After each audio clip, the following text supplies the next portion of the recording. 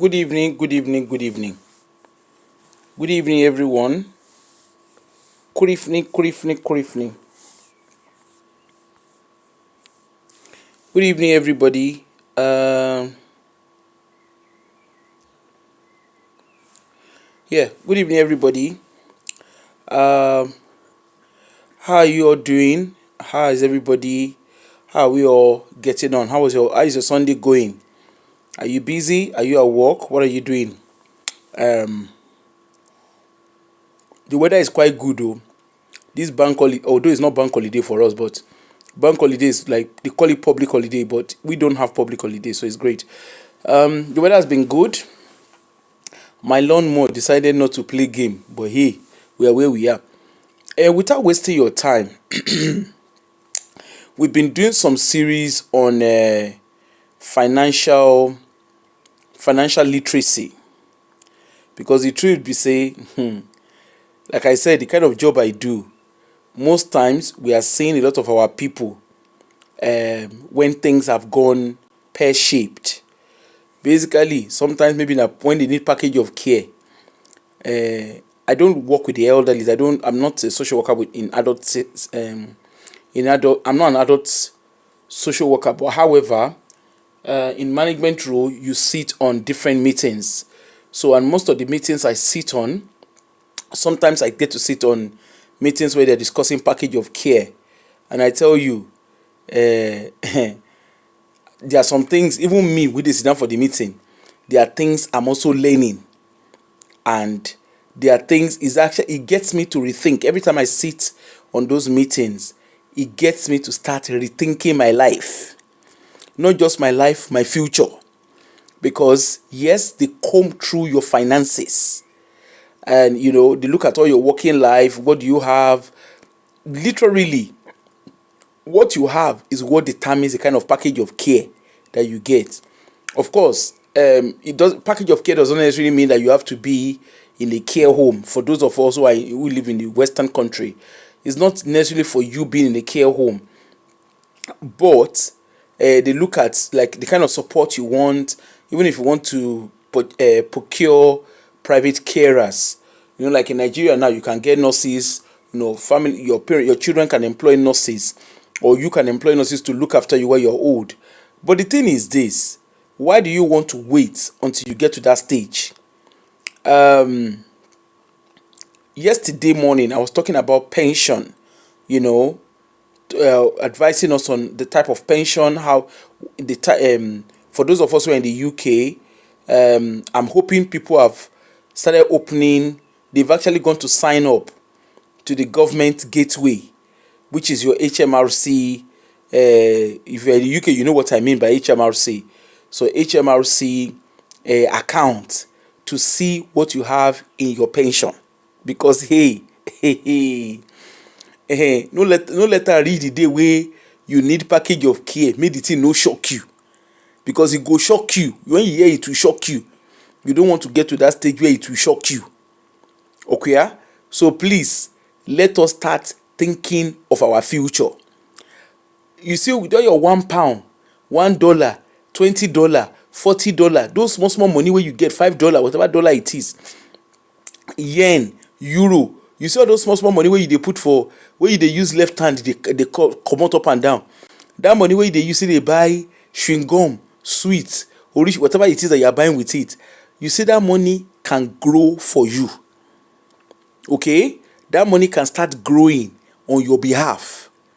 You have no business at this age and stage. Really, your money should be growing for you. Investment is a long-term thing, so it's not something that you put into your bank. You invest today, you start seeing the money tomorrow. No, they work like that. How beautiful will it look if, say you have invested, you start investing now. In 20 years down the line, you open that account. You just say, okay, make I go share wetin dey there. You see, say, hey, that money don't grow. Oh boy, I was telling you guys this morning. I was speaking to a family member yesterday, and the shares and stocks that my family member bought about over 30 years ago, maybe almost 30 years ago. So, when the person buy, He say he just go look am. Say make he even see all the shares and everything wey he get. He say me go look am. Now he see the things he use when 10 naira buy. You know what 10 naira is in those days? No be now. 10 naira no dey buy anything now. 10 naira, 100 naira, 50 naira. In those days when naira na naira. He said all those money that time, he say he just dey buy am. He just dey buy am joe. You don't want to know the millions that those money have generated. You don't want to know the millions that those 10 naira, 20 naira, 50 naira has generated for him. So much so that he doesn't even need to touch it anymore. He's now wanting to pass it on to his grandkids. How beautiful can that be? Do you know how beautiful it is that when you retire, like you're about to retire, you have no fear in you? What does the future hold? You are not worried. Whether your children give, whether they don't give you, you are financially secure. Do you know how beautiful that is? Please, let's start thinking of the future. You see that your 1 naira. I was telling you people this morning.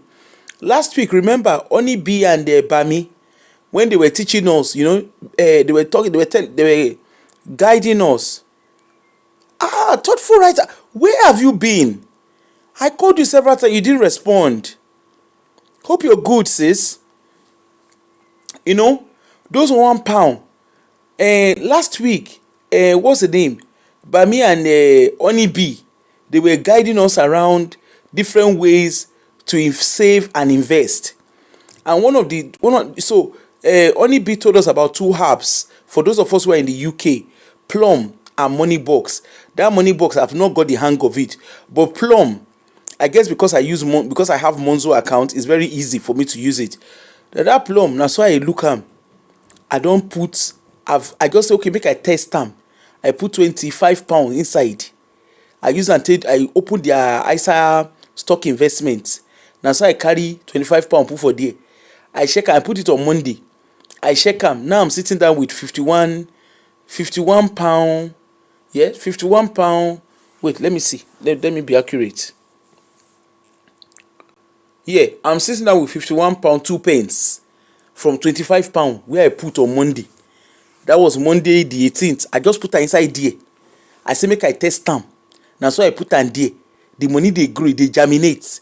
My £25, at least I don't get another extra £25. You see am? So what I did yesterday, and what I did this morning, I removed the gain of £25 where I see with the profit. I comot am. I reinvest am again. Okay? So little things like that makes a big difference. Little things like that, it makes a big difference. And already, yes, all those your £1 £2 like I told you, I do the £1 challenge. Like on Monzo last year, I did the £1 challenge on Monzo last year. Now last year, that was my first time doing it. I just did the £1 challenge. I started in January. By the end of the year, I had 1,300 and something. You see that 1,000, I comot am, put am inside my bond, inside my premium bond. E dey there. E don grow. At least e don grow to an extent, to some extent. E dey there, e don grow. That premium bond, I no dey ever dey touch am. I just dey look at that one. I just dey check am. Mama insurance. I go just open window, check am. Hello, how are you? How you doing? Are you okay? Are you alright? Okay, take care of yourself. I'll see you later. Odima, awesome, bye bye. And so they do am. So just little things. Let's start learning little habits. And like I said to you, if you're in the UK, you can do the NS and I. That's a national premium. The national premium bond is a government premium bond. I showed you all yesterday. Go and look at the show we did. And no, the ISA one I did. Hey, good evening. The one I did on ISA, I did the ISA stock. I did the ISA stock and shares. That was the one I did on Plum. I just did it. I just clicked on it and I put £25. When I see the money, I say, hey, look at me. See. I don't get a lot. God, you win. You know that Korede Bello song. If you see as I dey happy today, you go think say somebody, you go think say they give me, you go think say I don win lottery. Na so e be, na so e do my belle. You go think say I win lottery, but hey, na lottery. At least my 25 pound don germinate to another 25 pound. Well done. So na so the thing be. So please, let's learn little habits. And then even the plum, I joined the 1 pound challenge. So on Monday I put 1 pound. I just decided to put 1 pound. So the 1 pound comes out of my account. Those 1 pound is, it looks very little, but it grows. Okay, by today where I check her, you don't reach 7 pound. Meanwhile the 1 pound what they do for Monzo, that one na five, e don reach 500 and something. Those little things, just little habits like that. It doesn't cost you anything. Well, I suppose everybody is different, but you see that 1 pound, you won't even notice it coming out of your account. You will not notice it. What I plan to do again is, at the end of the year, when that 1 pound don mature to whatever amount wey e mature to, for Plomo, for the Monzo one, I will carry him again. I never know yet, but I fit carry am put am for my premium bond, or I fit put am for stocks. I never know yet. When e reach that time, I go tell una. I will be open and transparent with you about that one. But at least e dey there. E dey look me, I dey look am. Okay, that's it. So today, because following last year's no, sorry, I said last year, following last week's financial, the one we talked about, saving for the future. Following last week, there were a lot of people who asked questions around stocks, shares, and most people were asking questions particularly around the Nigerian stocks market. However, like I would say, Jem, thank you, Bami, for at least guiding us last week. Jem lives in Nigeria, and she's quite vast in her own knowledge. Of course, you always have to seek professional advice if following the guidance that you get. So the main thing is this. There's Jem understands the stock and shares in Nigeria. Having said that as well, once you have that basic knowledge of stocks and shares, you can start doing it gradually.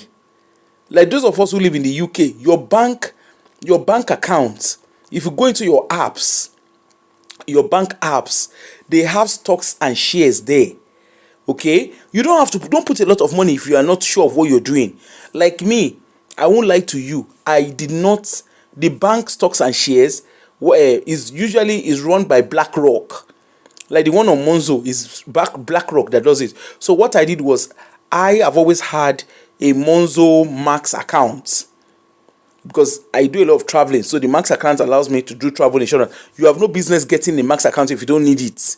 For me, because I do a lot of traveling because of the nature of my job, so I have a Max account. And like I said it this morning, the Monzo account I deliberately have that type of account because like when I'm traveling, I don't need to worry about exchanging money or whatever, because my Monzo card, I can use it in anywhere, any part of the world, okay, without worrying about the exchange rate, because Monzo just does it. So normally I have a holiday port which I use my Monzo account to do.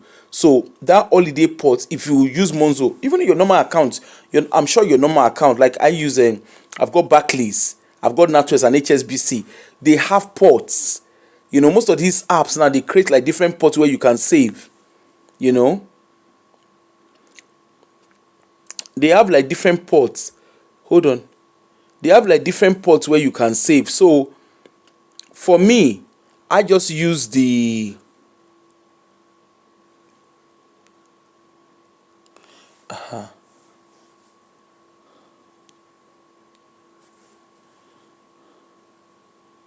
okay. Sorry, just give me 1 minute. So I have the port. Sorry, just give me 1 minute.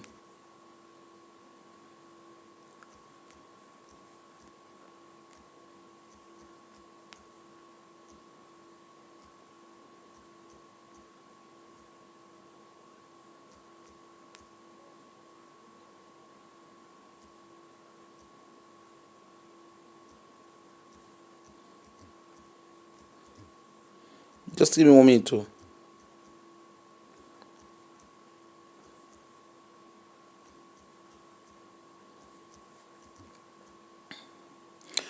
So, like I was saying, you know, in your bank apps, you see your bank app. I can confidently say for NatWest, for Barclays and HSBC, they have like ports. You will see it on your screen. They call it ports. Okay, you see it there. Now, if you have Monzo accounts, Monzo also has ports. Okay, I tend to use virtual cards. I like to use. I can't be bothered having physical cards. So I always like everything I do is all virtual. It's easy. I just put it in because I use Apple, so it's just in my Apple wallet, and it's easy to use. It's easy peasy for me. Anyway, the long and short of the story is little things like that. Just learn little saving habits, little investment habit. Just learn it. Okay. Hello Tolu, how are you? Just learn little habit. £1 here, £1 there. Put it there. Do the £1 challenge. Get into it. Just little things teaches you. Like I said, me, I don't know about stocks. I don't know much about the stocks and shares. So we're going to get. Just give me 1 minute now.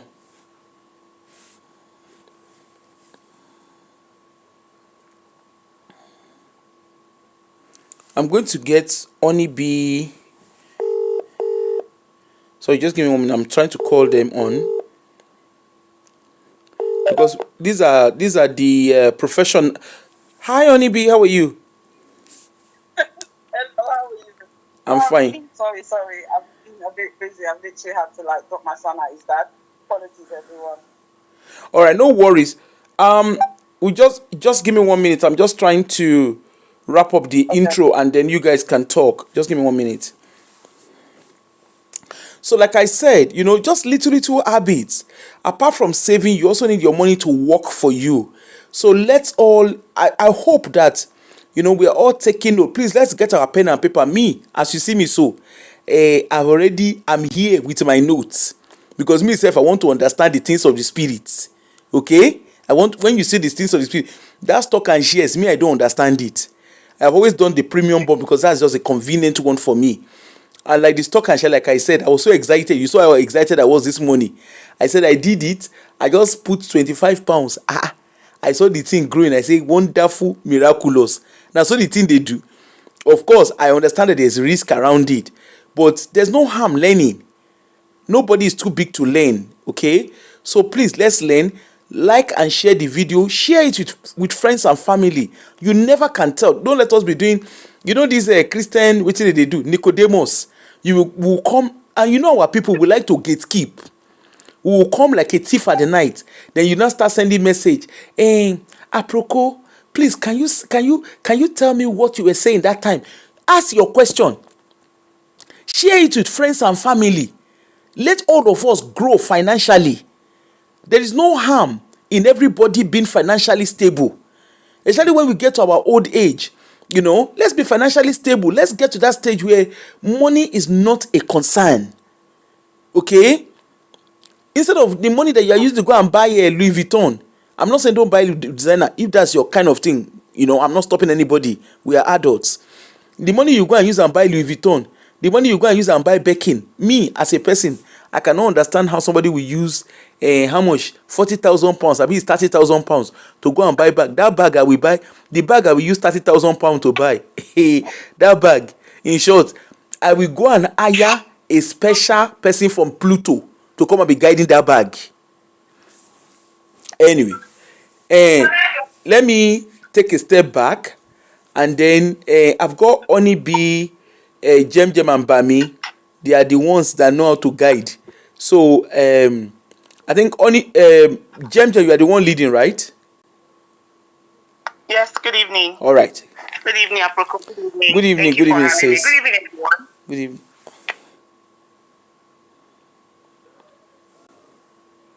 Hi, I'm Jem. How is everyone doing? Sorry I couldn't be with you guys last week. Okay, let's dig in.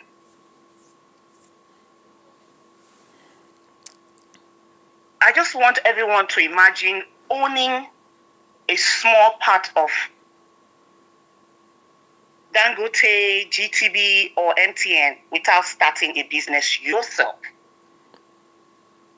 That's what stocks allows you to do.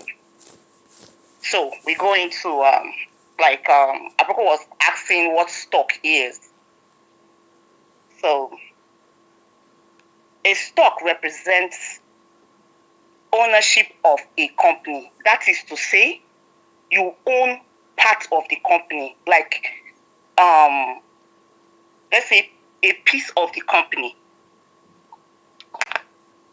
When you buy a stock from a company, you are sorry. Yeah, Hello? go ahead. Are you there? Sorry. Yeah, go ahead. I'm trying to read. Okay. Sorry, give me 1 minute. Give me 1 minute, Jem. Falsat, you said you put money in Plum but can't see it reflect in balance. Now, what happens is, I did that too. I kind of panicked. It took 24 hours for me to see it in the Plum account. So wait for 24 hours. That's what happened with me before I could see it in the account. So wait for 24 hours. That's, yeah. Because I panicked too when I did the same as well. Yeah, go ahead, please. Okay. Like I was saying, let me recap. A stock represents ownership in a company. Let's say, for example, a company is divided into 1 million pieces. Each piece is called a stock or share. For example, you have like the MTN Nigeria, you have Dangote Cement, and also GTCO. These are examples. That is a stock. Now, we can say a stock is the general term for share, or let's just say a stock is the general term. That is the name where you know the thing where you dey buy, as in the company name where you dey buy, is called a stock. Shares are also known as what? The actual unit you own. The stock na the company, shares na the unit where you own, the one where you buy, as in your ownership. I don't know if that's clear. I can also take it again. Hello, Aproko. Hello. Yeah? Hello. No, we're listening. We're listening to you. I don't want to interrupt you. Okay. Let's say, for example, in a stock, you can own, let's say, like 200 shares of GTCO. That will be your ownership. That is your ownership of 200 shares in a company. Let's just say GTCO. You buy 200 shares. That is your own, the units you have bought for the company. Then, for dividend, for example, you can say it's shares of a company that performs well, and they also give out profits. That is the profits the company has realized. That is called dividend to investors.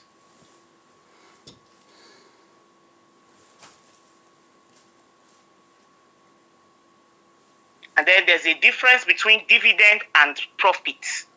Dividend is the profit a company realizes that they pay out to shareholders. That is you and I, the retailers. Then also, profit taking. You cannot be investing for a long time without taking profit. Let's say, for instance, somebody owns Seplat, and then the company appreciates. There's no way you would go leave your money appreciating there and leave it just like that. You have to take your profit and also reinvest it or do whatever you want with it. But whatever you do, leave your capital to keep compounding for you.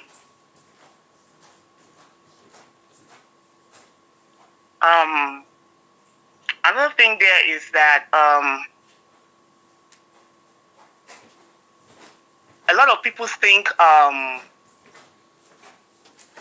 investment, or let's just say NGX, or stocks generally is a quick rich get scheme. It is not. You have to be patient. You have to do research. You have to do your due diligence before you even go into stocks, or better still, get guidance. But on your own, even if they tell you, buy this stock or whatever is on hype, don't just go and buy. Make sure you do your due diligence. Ask questions, do research before you invest your money. It is your money, and you can invest any amount of money you want. It's just like starting up a business. You can invest any amount of money you want. You can start small, you can start big. It depends on you.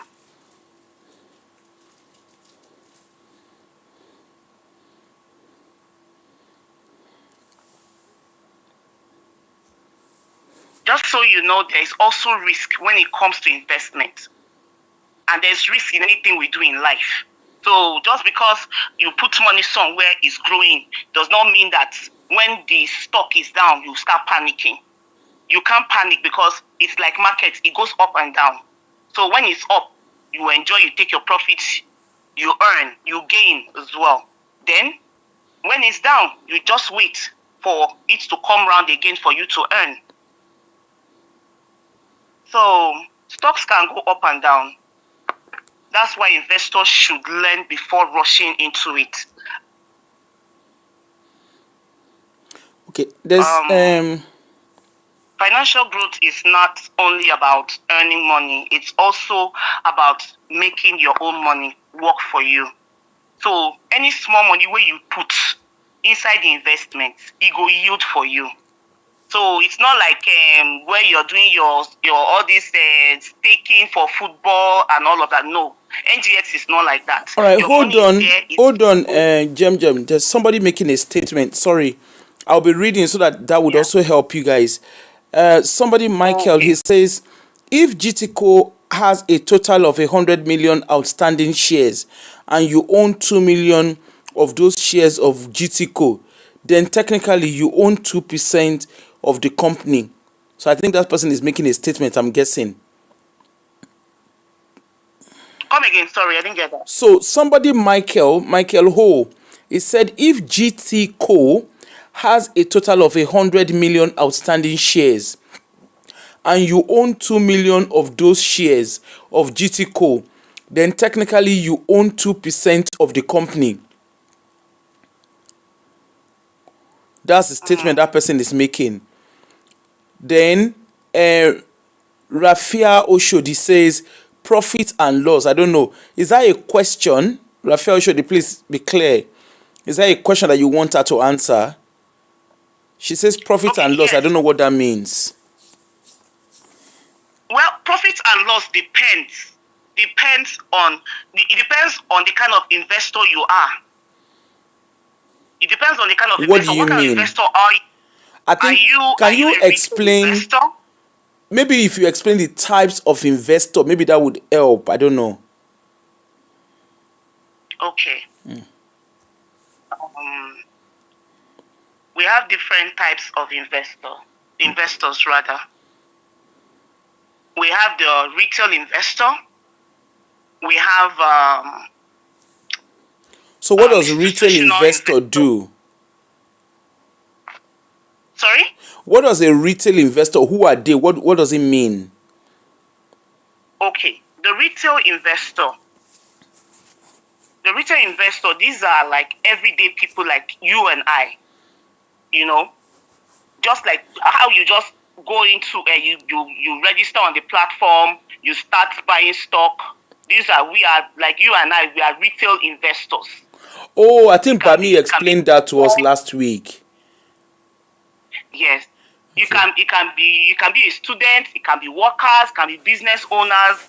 You know, we are not up to that level of institutional investors. Like how you have the banks, you have the Dangotes. Mm-hmm. So we are like the small investors. So that is where that person that asks profit and loss, there's a time you make profit. Let's say you buy NGX stocks for, let's say last year it's bought for 50 naira. As of today it's above 50 naira. Now you take your profit. leave your capital. The way you'll be at loss is when... Oh, she's come off. What happened? She's come off. Honeybee, I don't know if you can... Yeah, sorry. I don't know if you saw Apple, I put another worksheet, and I think I just did it based on some of the points that she made. Okay. I'll just kind of go over what she said. Again, like she said, when you buy a share in a company, you're basically owning a piece of the business. So if the business grows, it becomes more valuable. Your slice or your share of that company is worth more. Yeah? So, I'm just going to do a lot of terminology. Capital growth is when the share price goes up. So, for instance, if you buy £10 and it rises to 15, you sell it and then you pocket the difference. I don't really want to talk about dividends because I think that's for her to say. But what I will say is that when she talked about profit, company profit is where the business earns, is what the business earns after paying all the costs. Honeybee, so thanks so much. So you've done a stock and dividend worksheet. Yeah. So sorry, let me just say to guys, Sure. everyone, Honeybee has kindly helped us to do stock and dividend worksheet. You know, just like the way she did the financial checklist for us, she's done the stock and dividend worksheet. So I will forward it. Just send me your WhatsApp if you want it. Just send me a message on WhatsApp and I will share it with you. Okay? She's kindly helped us to do that. I think it's actually even me. I'm going to download it as well. It's really good. Yeah, it's basically a reflection of what Jem said. It breaks things down and it also gives you a call to action of things that you need to do once you understand the workflow. So please reach out to Apple. I'm going to come off because Jem is back, and I think the way that she breaks down investments is very eloquently. I know a lot, but I think Jem has broken it down, so I'm going to refer back to hers if that's okay. Yeah, that's fine. Thank you. So if you need the stock and dividend spreadsheet or worksheet, check sheet, kindly send a WhatsApp to me and I will definitely forward it to you, okay? I mean, we should really be thanking Honeybee. She's really helped us a lot. I mean, that financial checklist, I can't believe the amount of people who have asked for it. And also, so let's just keep it going. Yes, Jem, back. Oh, okay. Yeah. I wonder what happened. So, like the person that asked the question for profits and loss, you're not losing anything on the NGX stock. You're not. You just need to learn the market, diversify and, work your way through it. Like I said, do your due diligence. Listen to financial news mostly. Invest your time and you can get it right. So I'm going to talk about dividend. I don't know if that's okay. Yeah, go ahead. The floor is all yours. Go ahead. Okay. Because I went out there, so I didn't know what happened. Yeah. Sorry, just a minute. That's the WhatsApp number if you need the stock and dividend. So, Jem, what it is Honeybee has kindly put together a stock and dividend worksheet for us. So, okay. Is that for the NGA? Sorry? Is that for the NGA or is No. It's just a general worksheet where people can see how to do it. Okay. So I'm actually referring to the NGX, how it works. No, I think this one is just like a general knowledge for anybody. Just like a worksheet where you can tick. It's a checklist. Oh, okay. No, sorry. What I've done, I'll kind of explain it. With the last show that you wasn't on, it's basically a checklist and it kind of breaks things down. Do you have an ISA? Do you go into Plum? It's just basically like a call to action to help people to understand financial literacy. I've basically quickly done another worksheet based on stocks and shares. So I've put it in our group. So if you open it, you can see what I'm talking about. It's a checklist for everyone after the show. It's a summary of everything that you're probably going to say, and it's for them afterwards in their own time to basically go through the checklist. And basically, it's a call to action for things they need to do later. If you have a look at what I put in the grid, you'll know what I'm talking about. So that's basically all it is. Yeah. All right, Jem, just continue what you're saying. Sorry. Okay. So for the dividend, a dividend is a reward companies pay shareholders. Like if you're a shareholder in the NGS stock or any other stock. Sorry, Jem, you hold definitely on. get. Jem, hold on. Yeah. Fola Odunton, you are busy asking for website. At least listen to what they are even saying first. You know, yes, they might give you a website, but at least listen, understand it. So, see, this is how our people get scammed. We are very quick looking for end result. Listen to the process for let them explain it to you. Even if you want to get a website or whatever, at least know what you are even asking for website for. You understand?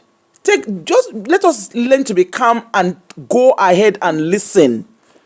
Okay, it doesn't cost us anything. Nobody is asking you for money here. It's just we're all sharing knowledge and experience. Okay, you get website if there's a website, but at least listen first. I could set up a website now and tell you I'm a stock broker. Do you even know whether I even know about stock? Go ahead, Jim. Okay. Like I was saying, a dividend is a reward companies pay to shareholders. Just like anybody that is investing or you are already an investor, these are payouts that shareholders receive from profits a company have already realized. So these payouts, they make payments to your account, the account that you already, that is attached to their share, their platform, that is the stockbroker platform. So when you register on the platform, they ask you for your details and you fill all these things up. So when it's time for you to get your dividend, it goes straight to your account, your bank account. So this is after you must have registered, you're already a shareholder, you're consistent with them. But definitely, no matter how much you put in there, you're definitely getting your dividend. You just see it. One day you just be sleeping, you wake up, you just see dividend and you'll be really happy. It could be any time of the day you get your dividend. So this whole thing is transparent. It's not like, I know a lot of people are scared of what happened back in 2008 when the market crashed. So people should not be afraid of that. Everything is regulated now. No matter where you are in the world, you can always download it could be Bamboo app, AfriVestor 2.0, it can be Chaka, it can be Trove. I'm not advertising for any brokerage here. I'm just letting you know. I use Bamboo. I use AfriVestor 2.0. So when you have this brokerage firm, you can download it from the Play Store. You fill in your details. You're good to go. You start buying your shares. But when you download the platform, it takes about, I think, 24 hours or so for you to be confirmed before you start buying your shares. So reminder, please do your due diligence. Don't rush into it. Do your research. Don't rush. Ask questions from people who know. Jem, somebody asked a question last week and is a Nigerian, is specifically for the Nigerian stock market. Okay? So somebody asked a question and said, the question was, I think the person has shares in Nigeria. The person bought shares in 2000, in the year 2000, I think, if I'm correct. And the person cannot remember the certificate or something around the shares. So the person is wondering, is it possible to still retrieve the shares? Yes, definitely.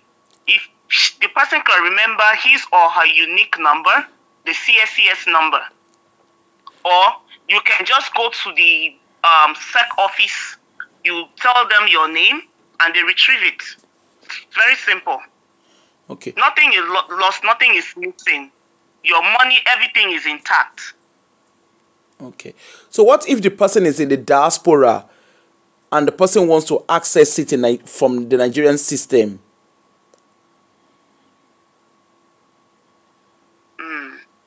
It means one needs to get a number to call Okay. Need to find out their number and call them and find out what the process, the procedure is. But for whatever it is, if the person can send someone down there, but it's still okay. Okay. There's somebody asking a question. Would they not ask of NIN? They definitely ask for NIN. Your NIN, your BVN. If you are in the diaspora, you can always go to like a Zenith Bank, UBA Bank, Zenith, UBA. I think that's what I have on top of my head right now. A Zenith Bank, UBA Bank. You can go there and ask for all of that, both BVN and NIN. They can process it there for you. Okay.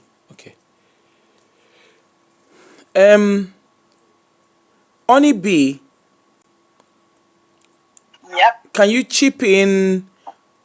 Obviously, Yeah.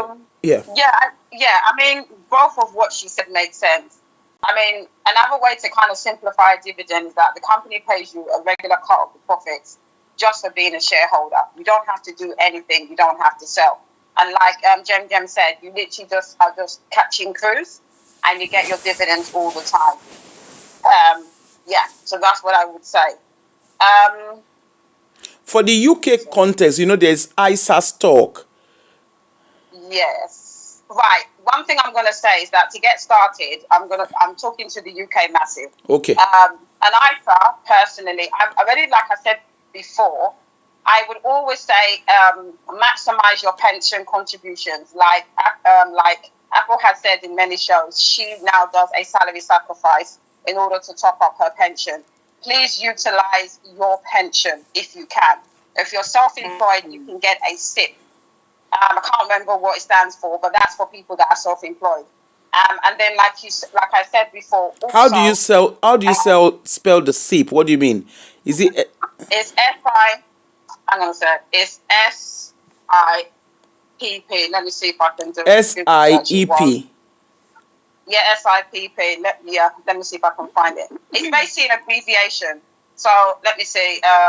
What is a SIP? Sorry, a SIP is a self-invested personal pension. It's a way of saving an investment. Okay. It's basically for people that are self-employed. So obviously, you're self-employed. You don't obviously have an employer paying for your pension. So basically, a SIP is for people that are self-employed. I hope that makes sense. Yes, the way they I've just seen it now. It's basically a long-term investment plan. The same way that you will contribute for regularly and monthly for your pension, you pay money in, and it could be regular or month sum, and basically you build it up the same way that you build up a pension. You can choose to manage it yourself, or you can get a financial advisor that can help you set up a SIP. So a SIP is just an abbreviation of a long-term. I don't know the exact name of what it stands for. A self-invested personal pension. That's what it's called. Yeah, so that's what it stands for. Let me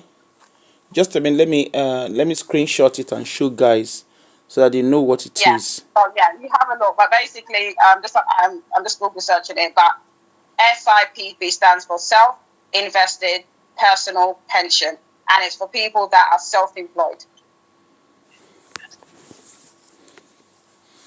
Okay.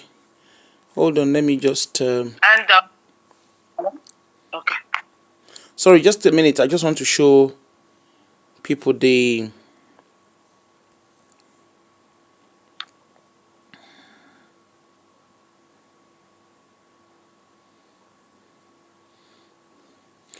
So this is the pension that these days SIP. This is what Onibi just spoke about. Self-invested pension, personal pension. So you can copy that if you're. You can screenshot that if you're self-employed. Screenshot that and obviously go and Google every information we're telling. Like they told you last week, seek the help and the guidance of a financial advisor. Okay? Seek the guidance of a financial advisor and let's all information. Yes, people are talking from their own personal experience and their maybe their work experiences. However, it's very important that you also do your own due diligence. Okay? Go and do your due diligence. Don't just say, oh, this is what I was told. No. Even financial advisors, they seek advice as well. Okay? Nobody is a fountain of knowledge. Go seek information. At least if you have the basis of those information, it's very easy to seek further information. And also do your research. Don't just sit down. That's why you've got your smartphone. Use your smartphone. Yeah. Google. Your smartphone can do millions of things for you. It can do thousands and millions of things. Like the Plum account. The moment Onibi spoke about it last week, I just went on it. I just went and downloaded it. Initially, I struggled with it, but I played with it. Eventually, I got my way around it. If you don't let us be lazy, because that's another thing with our community. We are very lazy. We don't want to do things ourselves. We're always looking for who will do something for us. We're always looking for who will do it for us. This person needs to show me how to do it. No, you've got your smartphone. You have data. Go do your research. Go on ChatGPT. Go on Google. Google is your friend. Your phone does a lot for you. Your phone is not just to sit and be using it to receive calls and text messages or WhatsApp. There are so many things that your phone can. Last week I was doing the Plum. I downloaded it and I realized I didn't do it right. I just went on Google. And in short, as I was doing on Google, as I typed it on Google, my Plum is not working. How do I go about it? Different videos on YouTube came up. And I just started watching the videos. And before I knew what was happening, I was able to know what to do. Even the stocks and shares. I've been following Umete. I was listening though. Although I'm still not where they are talking yet. I'm still not up to that level, but at least I'm listening. There are a lot of things that he said. I'm taking. You need to see my notes. You will think I'm in a classroom. You can. Hello, Aproko. Hello. Yeah. If you're in the diaspora, you can always go to the YouTube. Look up Financial Jennifer. She simplifies it. Omete is a bit on the advanced level. Financial Jennifer, you said. Yeah. Yes. Financial Jennifer will simplify it for you. She has. Is that a YouTube account, right? Yes. Okay, let me see. Is she based in a diaspora or is she based in Nigeria, this YouTuber? No, she lives here in Nigeria. And she knows about the UK stocks and shares? No, I'm talking about NGS stock, the Nigerian stock, actually. I think that's the... Okay. Yeah. Okay. Yeah. Sorry, I just wanted to finish up what I was saying in terms, if not, I'll forget. So, basically, utilize your pension contributions. Very similar to what Apple was saying with her experience, that now that, she has more disposable income, she's now doubling down on her pension contributions and doing more of her salary sacrifice. That's a very great idea. And I would advise you to look at your pension and really have a look at maybe if you need to. Again, I'm always about seeking financial advice. Google once you get the basics. But I personally will always say, go to a financial advisor. They are worth their weight in gold. I can tell you that right now. Yeah. So one thing I would definitely say if you're starting is, like I said, try and maximize your ISA. You can, at the moment, you can save up to 20,000 a year, completely tax-free. I would use that. If you're not sure, again, if you're in the first show that we talked about financial literacy, I would download Plum or Moneybox. It's very easy. I know that some people are not really techie, but do what Apple did. Go onto YouTube and say, how do I set up my Plum account? It will talk you through it. YouTube is there. It does a lot of demonstrations for things. That was the whole point of YouTube when it first started.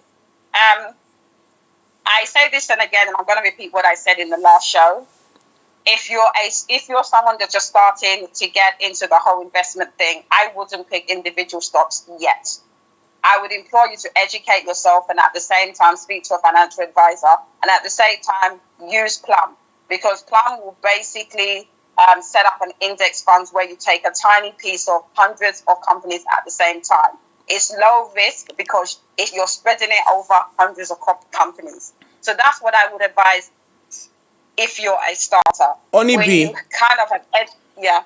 do you know what I did? Let me tell Yes. you as a good student. Go So on. I mentioned it during my show this morning.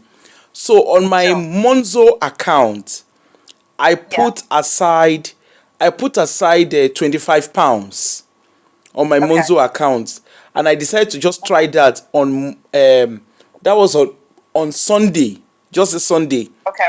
after your show. So after doing that, all I just did was I just put £25 aside and put it in my Monzo ISA stock. Yes. Yes. Yes. And I just decided, let me just try it, because I've never really done stocks. I've always done the premium bond. That's what I've always done. Yeah. So I Yeah. tried it, and my £25, I am glad to let you know that my £25, when I checked it this morning, is 120 pence. Wow. £100, 20 pence. Testimony Come time. and see Are the you way I was hearing people? dancing. Honestly, come and see the way I was dancing. You I was see? like, this is Fantastic. interesting, you know. Yeah. So I mean, So it's me BlackRock. personally, That one is BlackRock that yes, does it, yes, because it's like a bulk. fantastic. So I just went for the Yeah. advanced risk, because Sure, I sure, wanted to see. sure. I mean, everybody, because they have like 3 different levels of risk. But for whatever reason, I just Yeah, thought, there is. you know what? Yeah, Let me just yeah, do the yeah, advanced yeah. risk. £25. And see what happens. It will not be. Mm. It won't be a big loss to me. Not that it will be a loss, but Yeah, not as big. So I was yeah, quite just surprised 25. when I saw Yeah, it, and I was like, wow, 100 and yeah, £100, 20 pence. yeah. The good thing about Moneybox and Plum, it will ask you certain questions. Are Yeah. you someone that wants to start with low risk? I think it's medium risk. I can't really go into my Plum account because I'm obviously using my phone. So I think there's low risk, middle risk, and high risk. And similar to what Apple done, you can decide if you want to go into low risk, where you go for certain stocks where they're, obviously it will kind of calculate the stocks in terms of the index funds, or you can go for a higher risk. Like I said to you, it's up to you. You know how much you want to risk. But what I will say is that I wouldn't pick individual stocks right now if you're a beginner. I will start with index funds.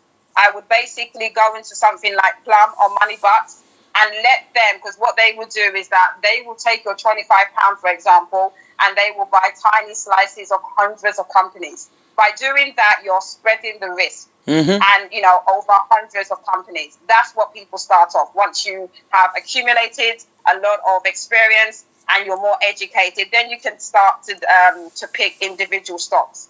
That's what I would pick. Another thing I would say is look for dividend paying funds. Look for ones that will give you an income without you having to pick winners. So I would say is just stick to index funds. Go on to Plum and Moneybox, and it will talk you through what you have to do. One thing I say is that the longer you invest, the higher the net worth of your investments. I said this again before. There's many people that invested that even when because I worked for Lehman Brothers, so Lehman Brothers is no more. I actually left the year before, and I remember there's a reason why Lehman Brothers left. I'm not going to go into it, but I saw a lot of stuff. But what I will say is that there was a lot of people that bought shares then. Even with the what happened in 2008, a lot of people still kept their shares. So what I will say to you, there's going to be bumpy roads. There's going to be, got the war in Iran and what's happening and how it's impacting all the stocks. You need to hold your own. What I mean by that, you need to keep. One thing I would say is when you invest, close your eyes and forget about it. The longer you invest, the higher the amount of wealth you're going to generate. So even one thing I will say is don't be triggered by blips in the market. You need to hold steady. The longer that you're in the market, the higher your amount of investment will accumulate. There's a lot of people that have invested for 30 years through many wars, through the financial crash in 2008, and they're still invested now. One thing you need to learn as an investor is don't be triggered by what happens in the market. You need to hold steady. You understand? Yeah. That's one thing I will say.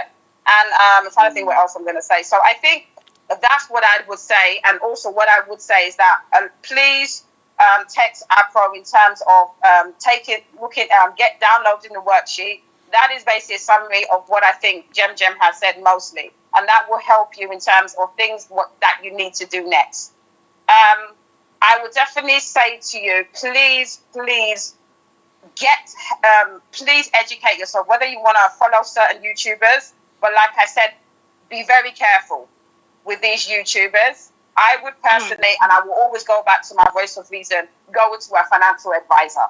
There's a lot of people on YouTube that are advocating for things they have no business, that don't know it all. You know how it is on social media, so be very, very careful when you're following people when it comes to money. I would rather you spend a little bit of money and go to a qualified financial advisor.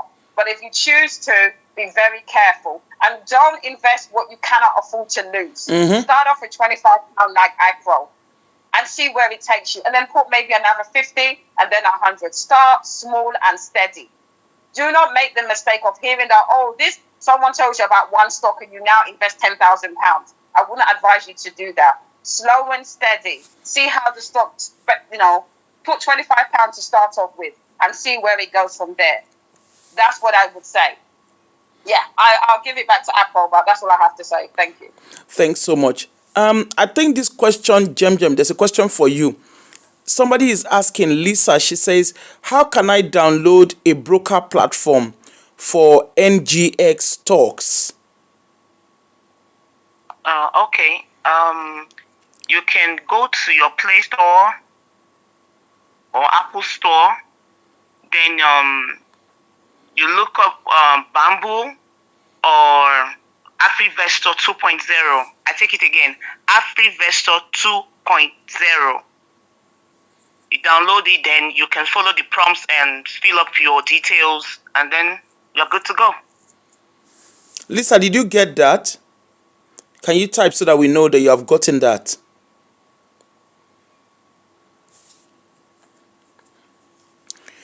So, okay. This says it's gotten it. Now, Jem, let me ask you, with regards, so what's the difference between stocks and shares? And shares. A stock.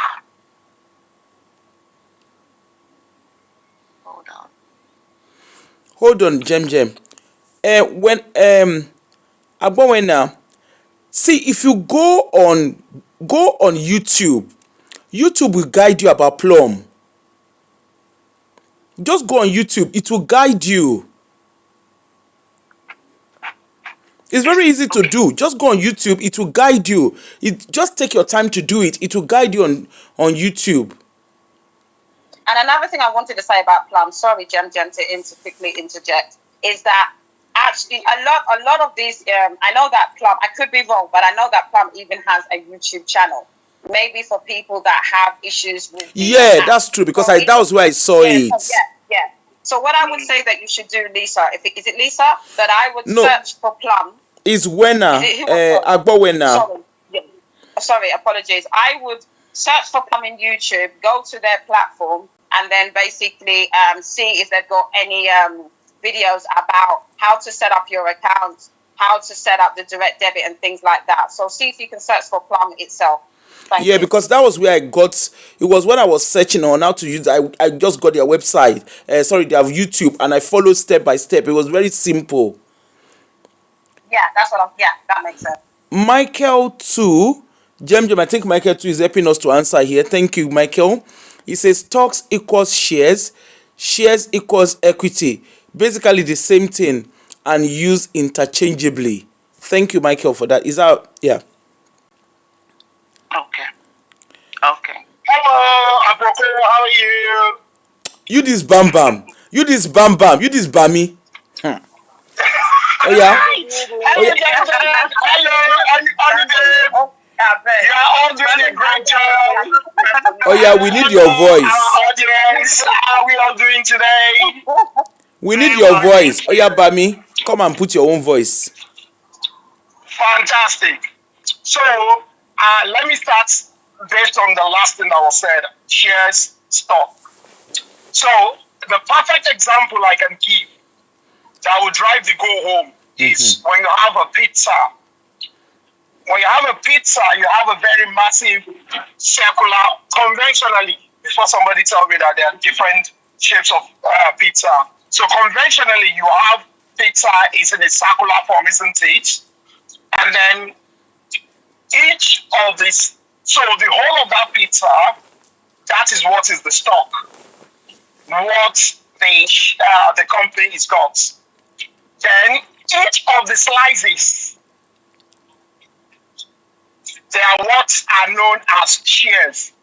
So you can't afford the whole of the shares, as in the whole of the pizza, or you won't be able to afford a slice or two slices.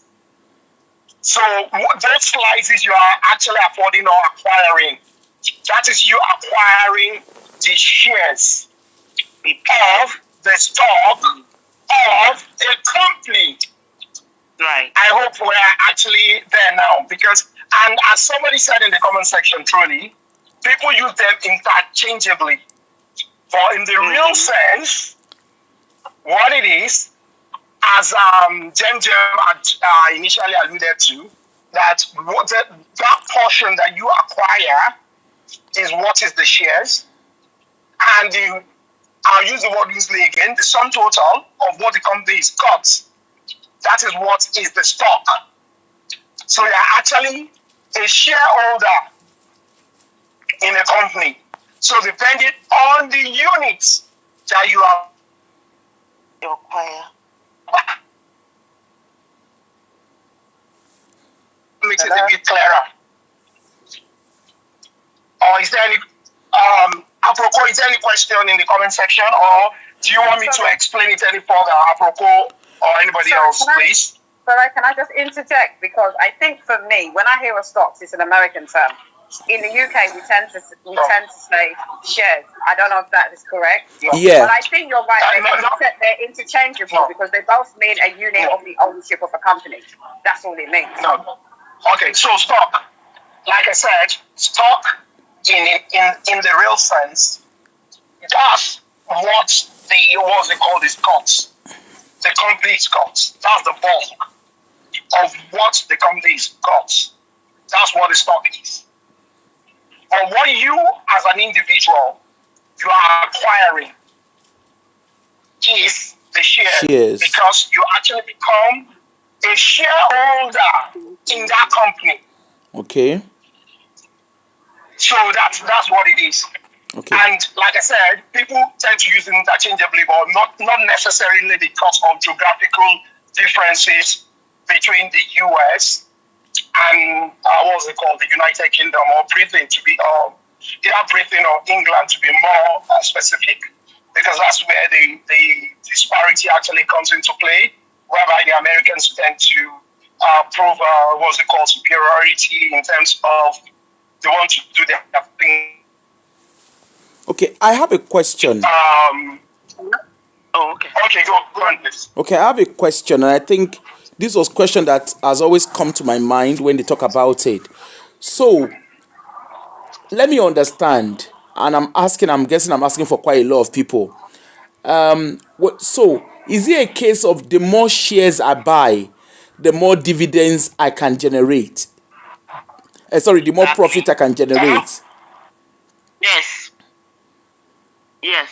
It's all about volume. Okay. It's all about the volume you put in there. Okay.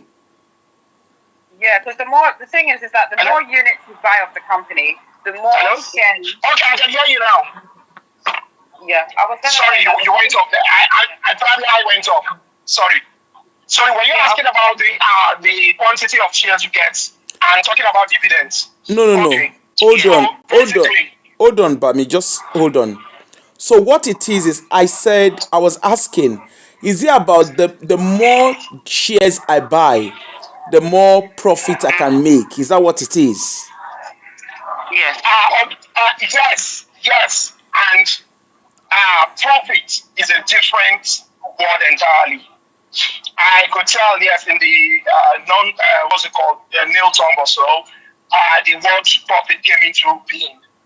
So we've got dividends and then profits the way you've put it. When it comes to dividends, dividend is the certain amount that the company would give you only when they make profits. Okay. Because you cannot declare a dividend when the company has not made profits. Yes. So when the company makes profits, that is when they will choose to declare a certain percentage of their profits to their shareholders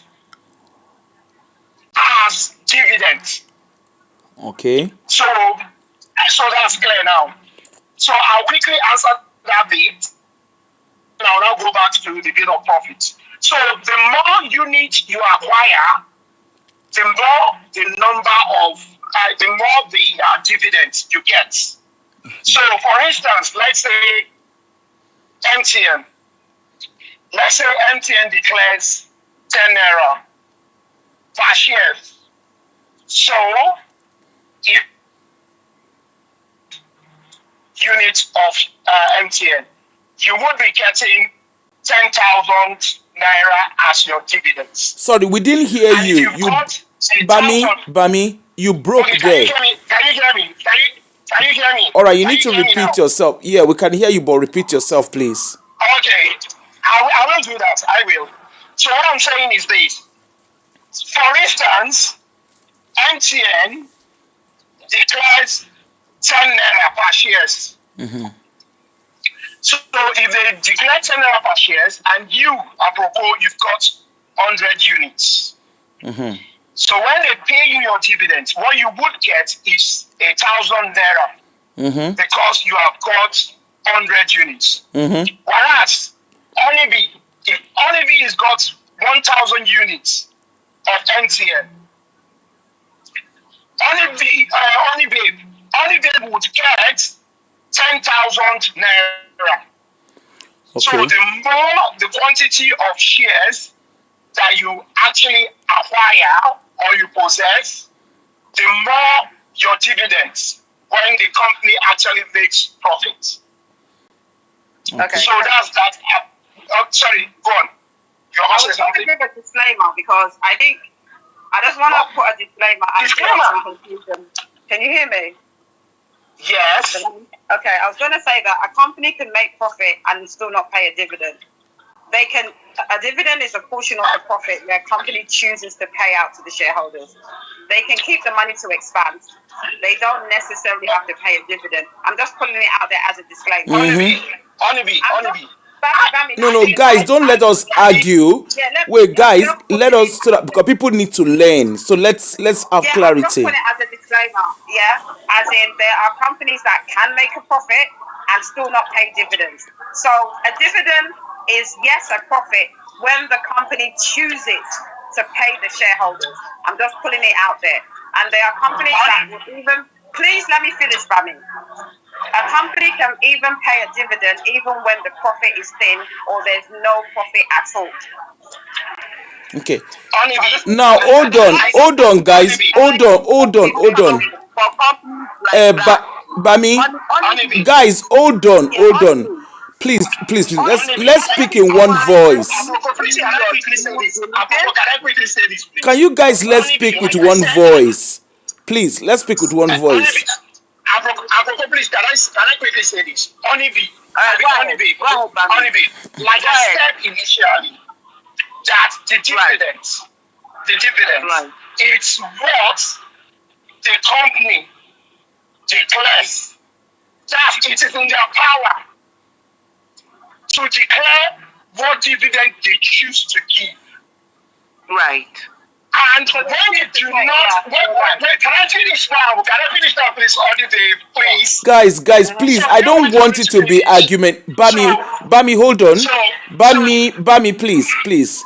Let us do it in a coordinated way. You know, we're speaking to audience. So let's do it in a coordinated way. All right, go ahead, Bami. We're listening. So, are you happy for me to carry on? Okay, thank you.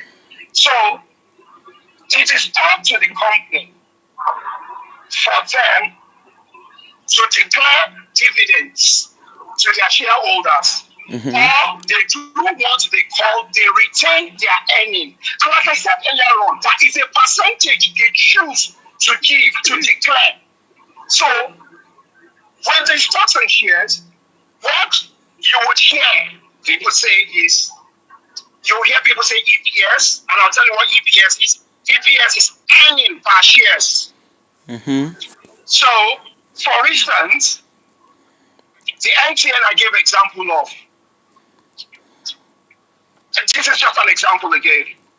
Let's say that 10 naira they actually decided to declare that the earning per shares in that say year or quarter or whatever it is, that MTN actually made 100 naira per shares. That's the EPS I'm talking about, earnings per shares. And then MTN chooses to declare dividends. So what is there? Declare. So it's up to them what the board actually choose to do, and then they come back to the shareholders for it to be voted upon. And I have attended quite a few AGMs, that's annual general meetings. And when you attend those meetings, when you vote, you don't vote as an individual. You vote with the number of shares you have got.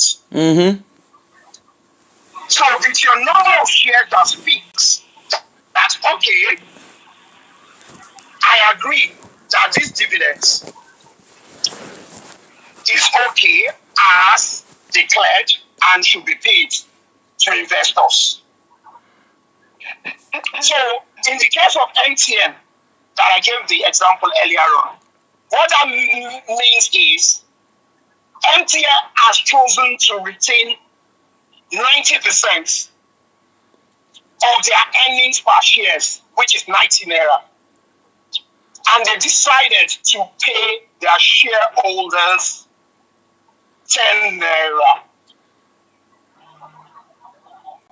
So that is how it works. Okay, I'll thank give you. Another example, UBA recently, despite the fact that they made profit and all whatnot, they didn't pay dividends. And the reason why they did not pay dividends was simply because they had to take into consideration their forbearance loans, in which the central bank, because now in the banking sectors, they still have a higher regulatory body, who is the, what's it called, CBN. So CBN came in and said, well, because of this, your forbearance loans, you cannot, because obviously, you know what I mean by forbearance loans. So these are more or less technically bad debts. So that you cannot pay dividends, despite the fact that you have made profits. Clean up your books, sort out your books. So despite the fact that they made basically, they made profit. Sorry, Bami. Okay, go on. So basically, you and Onibi are literally saying the same thing. It's not that you're saying it differently, in different ways. Exactly. Okay, now let me ask. Sorry, there's somebody that is asking a question. I think that's what you guys who understand the Nigerian system. Rafia Oshodi says, is there any way to revive a 30-something-year-old dormant account with UBA and EcoBank, please? So, That's to do with dormant accounts. if it's a dormant account, then okay. Oh yeah, Jem is simple as simple and straightforward. Yeah. Jem, how do you do that? You just need to reach out. You need to reach out, call the bank, and they'll tell you what to do. Okay. So Rafia Oshodi. Rafia, You can get their customer care. You can get their customer care number online. If you're in the diaspora, call the bank and they'll tell you exactly what to do. okay, I think she's gotten the message. She says thank you. Okay. Okay. Apropos, please, Yeah? can I say something about stockbroker? Yeah, go ahead, please. Okay, thank you. So, and Jem knows this about me, and we've had that conversation as well. that if you're getting a stockbroker account that has to do with NGX, that you want to actually invest in the NGX, that it is better for you. Sorry, we can't hear you clearly. You said if you are doing what, Can you sorry? hear me now? Hello, can you hear me now? We can hear you. Yeah, that's Hello? better. That's better. Okay, thank you. Thank you. Sorry about that. So, like I was saying, that if you are actually intending to invest in the NGX, that it is better for you to get, and I mentioned it in our last series, Yeah. that it's better for you to get a conventional or traditional broker. Same mean the same thing, conventional, traditional broker, in the sense that when you get the conventional, traditional broker, and you're not using just a fintech app that is not a conventional or traditional broker, you will not be paying extra charges without me having to mention any name of a particular broker that we mentioned earlier, because they are a fintech app. So based on that, they will charge you what the traditional broker would charge you, and then they will then charge you their own commission. Because they Okay. have to pay the traditional broker, and guess who will be paying that charge? You would.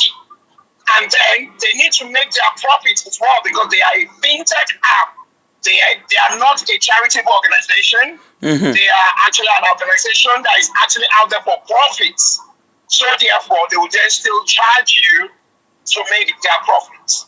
So it is better to go for. The charges are not much. The charges are not much.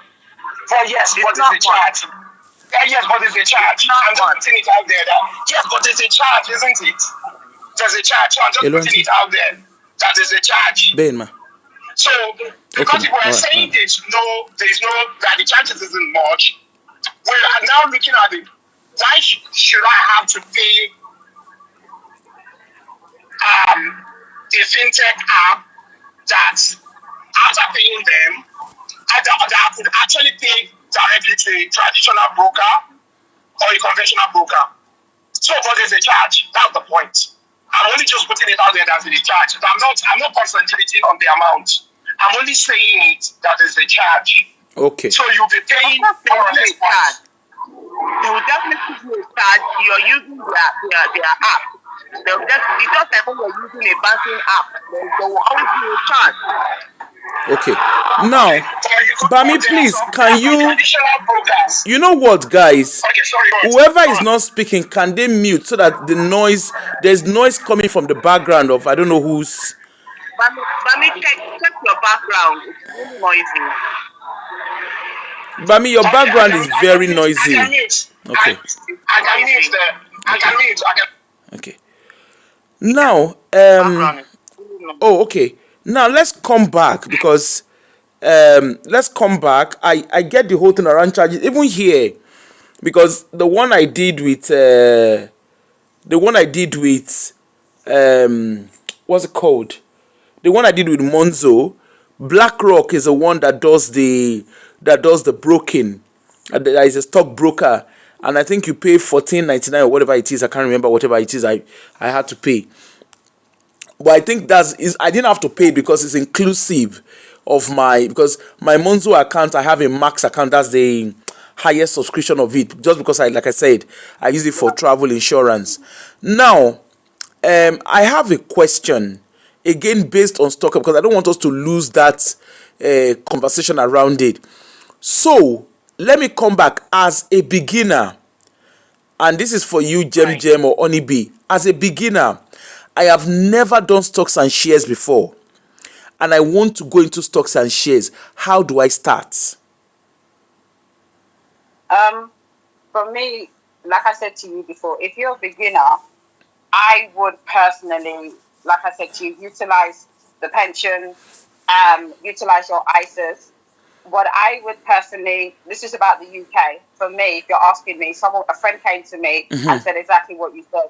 I would utilize Plum and Moneybox. It's so easy. You register, you ask you a few questions, sorry, I don't know who that is. Yeah, you ask a few questions, and it basically does everything for you. It will connect you with your bank. You can set it up as a direct debit every month, every 2 weeks. You can set it up as a rainy day. So when you have a bonus, you can take additional money out. It's so easy. So that's what I would subscribe to, because like I said, if you're a beginner, you're not going to have the experience to be able to pick individuals. Have that experience. Background. Plum and Moneybox, they will basically look at the whole, look at all hundreds of companies, and it will basically, like I said, you'll take a slice of each of those companies. So it minimizes your risk, and by doing that, so that's what I would say. When you have got more experience and you don't want to use those type of platforms, then fine, go onto other platforms where you can pick and choose your stocks and shares. But for a beginner, I personally would go for Plum and Moneybox. They're very accessible. You download them on Apple or Android, and they will talk you through how to set it up. That's what I would recommend. Thank you. And I also, like I said, I use my Monzo account, and I deliberately asked that question because I know a lot of people might be wondering, so where do I start from with all of this? Like I said, I've never done stocks and shares before. I've always just done the premium, the premium bond, the government premium bond. That's what I've done for the last 15 years. And it's just worked for me. It's just because it's just easy peasy, happy clappy. Now, I did my Monzo, like I said, I just put £25 in the Monzo, the ISA, stock ISA. It's being run by BlackRock. Apparently, well, if I didn't have the type of Monzo account I have to pay extra for it. But of course, I didn't have to because I have the type of Monzo account I have. Now, I would say, please don't go for Maxi ISA if you don't need Maxi Monzo if you have a Monzo. The only reason why I have the Maxi, I pay $17.99 monthly. The only reason why I have it is because I do a lot of traveling outside the UK, and it has travel insurance that works for me. That's the only reason why I have it.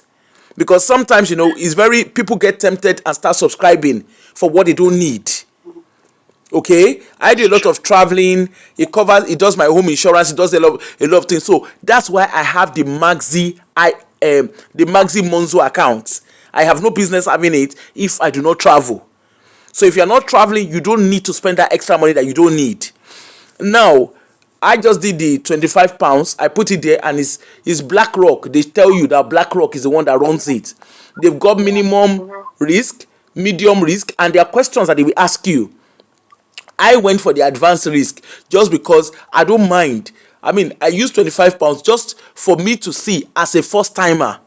I just want to see what it looks like, how to do it. Of course, hopefully I will get more confident and be able to do it through Trading 212. But right now, I am not in the level of Trading 212 because I do not know what I'm doing.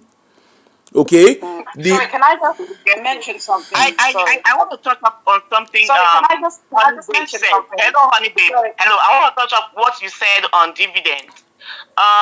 True, some companies don't pay dividend due to whatever they've got going on. But as an investor, you have every right to select, I repeat, select companies that pay dividend yearly. So Jem, hold on. Yeah. You are talking to people who are advanced in buying stock. Okay? You're talking about beginner. Those are people who are advanced. But as a beginner, how does a beginner know all of? And that's why I'm coming back to the beginner's standard of all of this. All right. Okay? All right. So as a beginner, because remember, as a beginner, like in the UK context, I'll tell you something. The only reason why I started doing the NS&I, that's the national, the government premium. The only reason why I did it 15 years ago when I started is just because as a civil servant, I don't know my right from my left. And I think at that time it used to be £25 that you put. I don't know how much they used now. It used to be £25. I checked it. So what I did was I just put £25 in there, and it's a direct debit that comes out of my account every month for the first 1 year. I put it there just to see how it works because I don't know what I was doing. Okay, but over time it became convenient for me as I began to be more financially I had less financial responsibility. Yeah. Okay, so because I had less financial responsibility, I started increasing what I put. So what I do now is every month £100 is what goes in there. That one, there's no if, there's no buts. £100 goes in there. Maybe as time goes by, like I said, I just moved house and everything. Once my finances are back to what it should be, and I'm settled, because moving a house, there's quite a lot to it. Once my finance, I plan to put 200 into it. But that's something that I've done that 100. I did the first year, it was £25 each month, but over time I increased to 100. So think about it, £100 in the last 14 years. And in between two, I have won, because sometimes you win, they will just email you.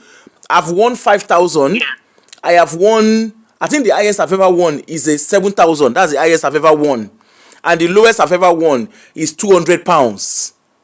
Okay, and it's there sitting down looking at me in the account there.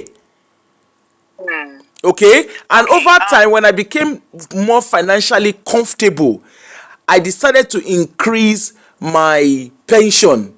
So I did salary sacrifice. Of course, I had a salary sacrifice car, but I decided, okay, I want to also treat myself to my future. So I did a salary sacrifice. So my pension has increased. I do more pension contribution. Now my total pension contribution is 45%. And now I'm not asking you to do it if you are not in the same situation as me. Remember, I do not have any child anymore to care for. Right. So in the case of the Nigerian system, for somebody who has never done stock and share and who does not know how to go about it, how do you go into stock and share for a beginner who has never done it before? Okay, for a beginner investor, it's usually better to focus on strong companies, understanding understandable businesses, companies with history, and firms that regularly perform well. Now, for beginners in Nigeria, for people in the diaspora, you need to look at the banking sector. Under the banking sector, we have GT. GTB is strong. I promise you, GTB is strong. We have Zenith. We also have Stanbic, IBTC. And then, okay. of course, the baby bank coming up now, Jaiz Bank. So those are 4 banks that are really, really comfortable for anybody who is willing to, go into investment for the first time. So can I ask you a question, Jem? Oh, yeah. Somebody is echoing. Can I ask you a question? What is the lowest I can put into buying shares in Nigeria?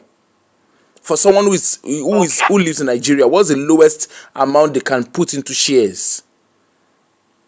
You can start with as low as 5,000 and build it up.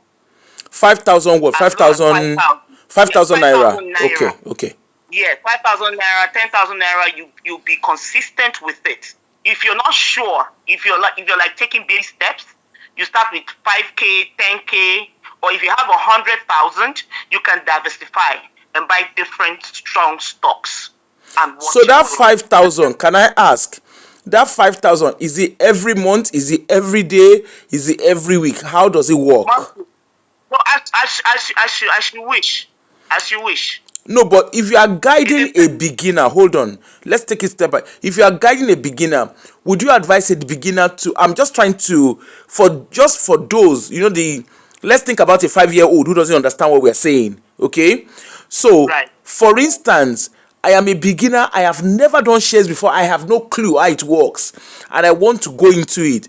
So, will you be advising me to use 5,000 naira every week, every fortnight, every month, every year? What is it like? What will I be advised, and how frequent will I be doing it? Okay, 5,000 naira every month. Okay. 5,000 naira every month. Yes. Okay.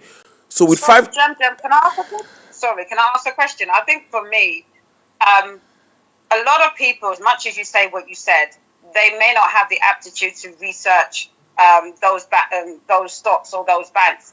Can they not go to a financial advisor in Nigeria? They can, if they can afford it. Because for me, yeah, I don't know how much it costs, but I'm just thinking, I don't know how much 5,000 naira is in pounds. I don't know. But what it's not a lot of money. But I'm just thinking that I think what Apple's trying to ask is that we have to dumb things down for people that do not have a clue at all. As much as you said what you said, some people will still struggle. So that's why I'm asking, can I not go to a financial advisor? 5,000 naira is not. It's like change. It's not a whole lot. Not a whole lot. I understand that, but it's still understanding what stocks to choose. Sorry, I didn't get that. It's still trying to understand what stocks to choose to invest in. Okay. You can buy from the GTCO, Zenith. I mentioned GTCO under banking sector. Now, because we have different sector. Yeah. Right. You can for the banking sector. You can, like, these are strong banks that pay dividends. You can take profit from. We have GTCO. We have Zenith. We have Stanbic IBTC and also Jaiz Bank. And then when you go to telecommunication, we have MTN, ITEL, or Airtel. Then under consumer goods, we have Nestle. Oh, yeah. Cadbury. Yes. And then under cement, we have Dangote, we have Boa, we have Wapco Lafarage. These are strong companies, strong companies. They pay dividends, you can do profit. I think the question I have is that I understand that you have the experience because you've named quite a lot of stocks and shares. You've obviously, and for someone else, my question is this, is that how would they know how many units to pay for? Because I think my mindset is that if they are very experienced... Sorry, can I finish the question? Sorry, and then you can answer. The question I'm asking is that you've mentioned all those stocks. My question is this, is that how many units will they actually buy? What I mean by that is that for me, if I'm not really sure about stocks, I know you don't have it in Nigeria, with Plum, it would basically take a slice of hundreds of companies to manage the risk.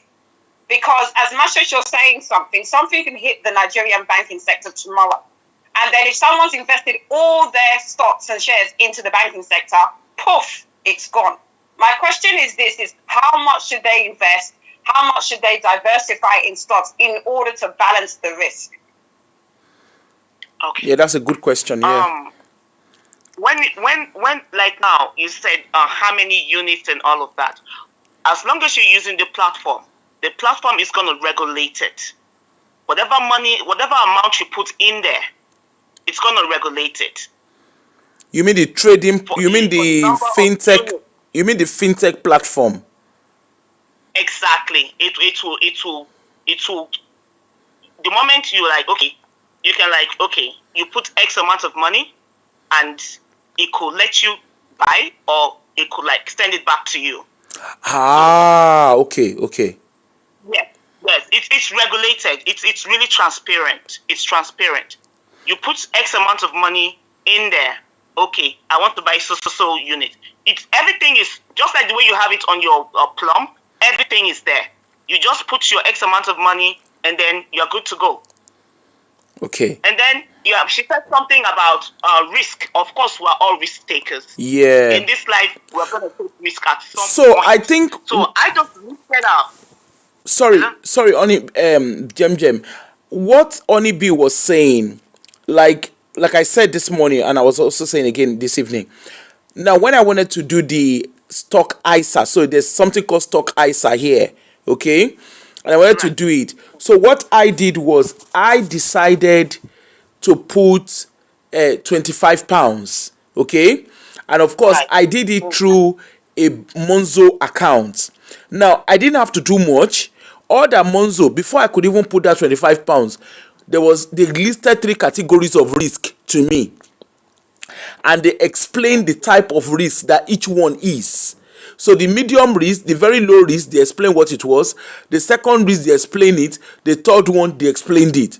So I went for the highest risk, which is advanced risk. Okay, Right. and I put that, and the moment I put it initially, they put what's the name, they put statements blah blah blah, like just for me to confirm that I understand what I am going into. Okay, they put it there. It's And also there. okay, yes, and I think It's that's what also we on are the kind of fintech. alluding to. Just Yes, it's also on the fintech. It will ask you the kind of investor you are. It will definitely ask you that.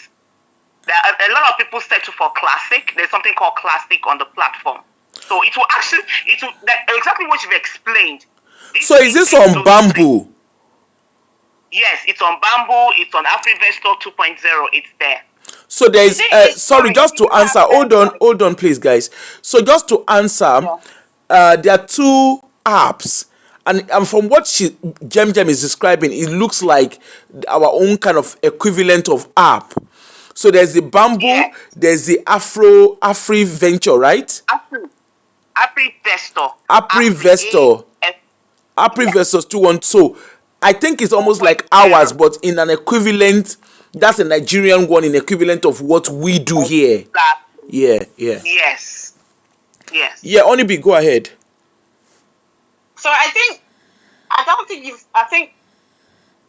the impression I'm getting is that what you've mentioned, are they the equivalent of Moneybox and Plus? Yes. Because my question is that Yes. it's all very well what you're saying, but my question is that if you put 5,000 naira, right, you set up your account on those platforms you've mentioned, will it spread it over hundreds of companies to spread the risk? Because I don't want a case where you put it all into the banking sector and something happens to the banking sector tomorrow or the tech sector. So I'm asking, is it diversifying sectors? Here's the thing. All different sectors, you understand what I'm saying? Here's the thing, honey babe. Here's the thing. Do you have a Nigerian bank account? I was born and brought up here. I know nothing about Nigeria, so no. Oh. I think the easiest thing, sorry, let me say something. I think the easiest thing here is if you're in Nigeria or you're looking to buy stock and shares in Nigeria, it's very important that you research these two apps, Exactly. Bamboo Yep. and AfriVenture. Is very, very important. Just like what you're doing with your Plum, with your Monzo, with your Moneybox, is very important. Whatever things you are doing. They're on YouTube. Yes. Yeah. So she said it's on YouTube. So your research is very important. See, even the best of the best financial advisor will still tell you need to do your homework. Your due diligence, yeah. Okay? So please research. Even your banks. Like I bank with 3 different banks here in the UK. And each 3 banks, even with ordinary mortgage, they will still tell you, you need to do your due diligence. Okay, we are here to guide based on our individual expenses, individual experiences. However, don't follow what is trending. Yes. Do your research. Yeah, I think that's what I was trying to say, because if you're going by saying that all the banks, we don't want to follow trends. You want to look for stocks. Yeah. I think that's, I don't know if I'm articulating myself well. For me, I'm just the opinion, if you're a beginner, don't put all your stocks into banking. Diversify. No, I'm not saying that. Diversify sectors. Put a bit in cement, put a bit in fintech. Basically, what Jem is saying. Put a bit in everything so that you lower risk of one sector falling down. Diversify. Exactly. I think we're agreeing to diversifying. Thank you, Jem. Yeah. You're welcome. Jem, Don't hold on. in one basket. Jem, hold on, please.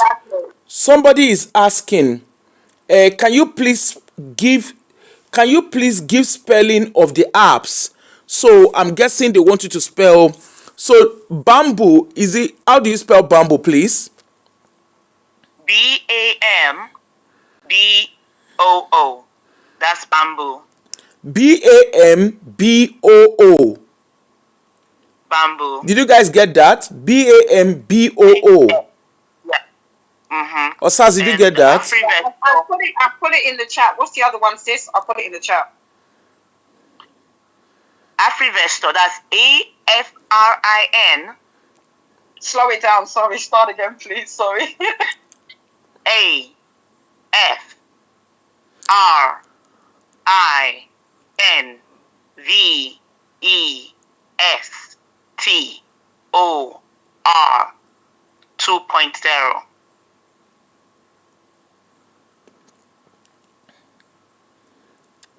I hope I spelled Investor it right. 2.0. I hope that's right. Oh, I've done it wrong. Is that how it's supposed to be? It's pop up. See the chat. Is it wrong what I spelled? Sorry, guys.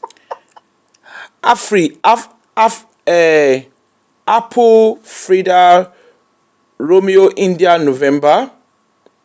April Nestor. No, not April Nestor. It's Ventor, right? Let me go to the show and let me go and. Sis, I think you may have to type it. I don't know what I said. Yeah. Sorry, guys. Let me type it in.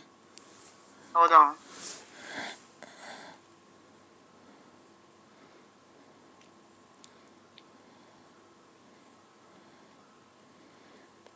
Guys, it's very, very important you do your research. Hold on, guys. Yeah. No, thanks.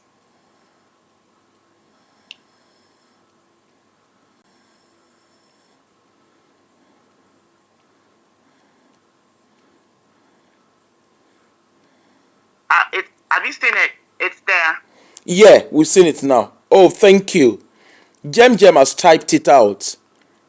So Osas Thank you. is there. Okay, guys, it's very, very important you do your homework. Despite the fact that all this we've been guided, it's very important you do your homework. Okay, YouTube, there's a lot of information on YouTube that you can learn from. All of this information, yes, we have the basics of it. Don't do what you are not comfortable with. Okay, and if you have any question, That's why I said start small. yeah, That's why I said start small. When you're comfortable with it, then you can start putting in volume. yeah. And I wanted to ask Jem, if they were to Google Bamboo and Investor, would we assume that there would be a YouTube channel where they could follow and they could, because I assume that Ath Investor and Bamboo would obviously, I assume, have a YouTube channel to talk about their product. So you can follow along and they should be able to talk you through how to open an account and things like that. Because I think everyone's on YouTube, so I assume they would be a platform like these. Mm-hmm. Yeah. Yes. So the thing also as well, like I was talking about the NS and I investment, that's a government premium bond over here in the UK. I think, like I said, the least amount you can use is £25. Now, I'm not entirely sure. Well, obviously, I've always been employed, so I don't know. I've always done it, because I know they asked you about your occupation and blah, blah, blah. I don't know if you can do it without having, I don't know how it works. You look at it, check it out. But I think the first place to start, first and foremost, if you're in the United Kingdom, go register with Government Gateway. At least know what you have in your kitty. Look at how much national insurance you have contributed. Look at how much pension you have. Okay? I think that's always a good starting point for those of us that live in United Kingdom. In America, if you have equivalent of what we do in the UK, look at it. Because the last thing you want for yourself is to get to that age. By the time you're in your 50s, honestly, you should be winding down. I'm not saying don't work, but at least be winding down. The buru you are doing should not be as much. Okay, you are just topping up whatever you have. And the most beautiful thing is when you can have enough to even look at and say, okay, well, when you're, as parents, when you're going to see your children, you are not a burden on them. Your children are not the one to having to buy ticket for you. Okay, even if they are doing it for you, it's a kind gesture. It's not like you are not reliant on them. I mean, look at this mommy and daddy, this papi and mama. Look at them. They are drinking their tea in the sunset. You want to get to that age where you just want to relax, you want to chill. You want to be able to do what you want for yourself. Your money can grow. Your money is not, yes, money don't grow on trees, but your money can grow. It's about discipline. Everybody that is talking here, nobody has double head. We all have one head. We have one head, two eyes, one nose, and all the stones. Okay? It's just that everybody became disciplined in one way or the other. Like your £1. Like for us in the UK, you can start with the £1 challenge, like I told you this morning. In your Plum account, there's £1 challenge there. In your Monzo account, there's £1. I don't know whether whatever. I got in the Plum, I saw £1 challenge. Immediately I signed up to that Plum. Straight away, I joined the £1 challenge. I'm sitting down now with £7. Okay. There's also a rainy day challenge, I think, Afro, where every time it rains, you take out a pound. It's really funny challenges. Oh, I will look at it. So yeah, look at it. Yeah. You know, I those wanna say little something. money counts. Yeah. It's very important. Like I said, I'm glad you said it, and I'm sorry I forgot it. In terms of checking how much contributions you have. I'm saying this because literally my stepdad called me and said that how he has to pay tax. I'm going to be quite candid, and probably a good thing he doesn't listen to the show. My stepdad is Caucasian, so he doesn't listen to this type of show. I'm going to be very candid. My stepdad gets at least 4K a month. You know why? Mm-hmm. Because he paid a lot into his pension. Mm-hmm. My mum is enjoying my stepdad. You understand? Between them, they have 6K a month. My mum is 75. You know why? Yeah. They plan for their future. Exactly. You understand what I'm saying? I'm just trying to make you understand. It is possible if you plan for your future. Make sure you find out how much you need. Because sometimes there's a shortfall if you haven't worked.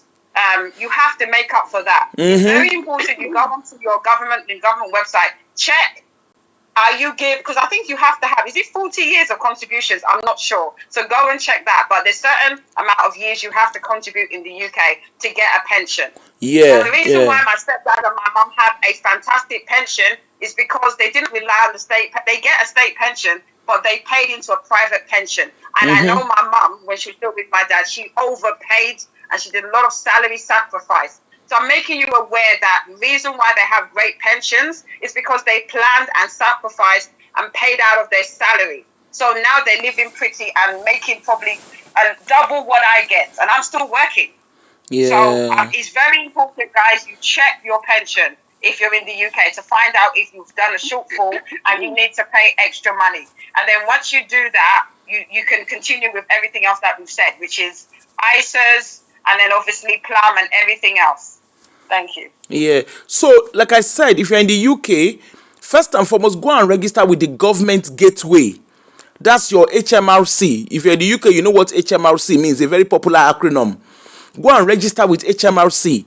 Know what's your national insurance contribution. What is your what's your pension? Know all of those things. It's there. They break it down for you. Okay? They even tell you your retirement age. Because all your information is there. They tell you what year you have to retire. Like me, I have how many years now? 18 years to retire. Okay? And really, if I'm being honest with you, 18 years is just around the corner. It's not a lot anymore. So the question is, what do I have in the kitty? Okay, of course, civil service pension is good, but I cannot wait until civil service. I mean, everybody is different. But I just don't want to have that. You know, I want to be able to leave something for my grandkids. I want my children. I don't want my children to be stressed about anything. Okay? I want to be able to say, I want to travel to wherever I want to go to. Whatever my hobbies are, I want to be able to do it without being a burden on anyone. And if I have to, for whatever reason, I have to need care, my children should not be out of pocket to care for me. I should be able to pay for my own care. Okay? Not necessarily going to a care home. It's not everybody that goes to a care home. And that's the thing that a lot of us don't understand. There are a lot of people that they don't go to care home. Their care is done for them in their houses. They can purchase, if you have sufficient, your package of care. Well, you know, of course, that's what it's called. You know, when they say package of care, people just assume it's care home. No. You can decide to stay in your house. There are a lot of people that they purchase private carers. They purchase private care to care for them. They don't even need the NHS to start putting package of care together for them. All they just use NHS for is just administrative angle of paying their carers. That's all it is. And I don't know how much it is in England, but in Scotland is a flat fee of 250. But if you don't have sufficient money, that 250 can be a lot of money to pay monthly. You know, you've worked so hard. Don't retire broke. True. We have a lot of our people. Yes, you can have investment in your countries. There's no problem. But also remember, if you're having investment in those countries that you live in, What if you need health care? That your country, your home country, the health care, is it as sophisticated? Is it as reliant as the health care of the country that you have done, that you have lived your working life? Those are questions you need to ask. I'll tell you something, guys. I have an aunt, okay? If she has ordinary headache, she will fly to the UK because she can afford it. That my auntie, she's 90. Ordinary headache, she will come to the UK. She's very, very comfortable in Nigeria. But she's made her whatever here. She will come to the UK, come and do a health check every year. In short, she's even more fit than me, who is in 49. But that's because she's not a burden on any of her children. As a matter of fact, her grandchildren are smiling. They are smiling to the bank. Because she sought herself out. Her grandkids are on a payroll. Because that's what she chose to do. And I will draw you back. I'm not a fan of pastors. But look at this guy, even though I don't know, he might not necessarily be a good example, but let's come to Matthew Ashimolowo. He said something. He said he's put enough in the kitty. Obviously, he's probably, I don't know, let's leave how he made his money. He's put enough in the kitty, so much so that his grandchildren don't have to be reliant. Okay? Forget about him now being a pastor. Let's pay attention to the message he's passing. So, how would you want to feel? Like I was telling you about a family member this morning. The man was busy buying shares and stocks. He was busy buying stocks and shares, whatever they call it. He was busy for over 30 years. He was buying. And at a point, now, the man is in his 70s now. He doesn't even know what to do with his money. He has that shares has generated so much money for him that he's even giving it now. He's giving it now to he's calling his grandchildren. Do you need money? Can you imagine can you imagine yourself being a grandparent and calling your children, calling your grandchildren? Hello? Hello, do you? Hello? Let me just tell you. My mom, retirement should feel like freedom, exactly. Not financial stress. Exactly. And the thing is, if you plan, you can enjoy. And this is the issue. You can enjoy. I'm going to be honest. My stepdad gives me money at my big age. I'm not lying to you, because he can afford to we need to share that money. We need to share the money.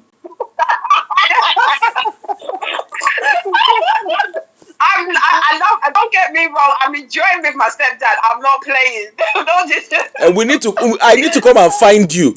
We need to put scissors in that money and share it. Yes, we need to pull up. We are coming to you so we can share the money. But you can see, as much as we are laughing about this, like I was saying, that my uncle, he was telling me yesterday, he said, my grandchildren, do you know what? I'm thinking of doing this. And I was laughing. I was like, uncle, you don't need this. He said, no. He said, you see, all this money, there's nothing I want to do with it. I am in my 70s. Very soon I'll be crossing over. He goes on holiday. He will just wake up on money. He will just wake up on money. I say his children. One of his son had a baby. And his wife went to go and do a mugo. They bought a ticket for he told the children, he said, well, please don't waste your money in buying ticket for my wife. I want my wife to enjoy. You understand? The wife went to go and do a mugo. She's there. Instead of her to sit there in the house, she's there carrying the baby. They will go to shopping mall. She will go and buy the things that even the parents of the child cannot afford. The grandparents is there buying it for the child. That's awesome. She's living her life. And she's not a burden on them.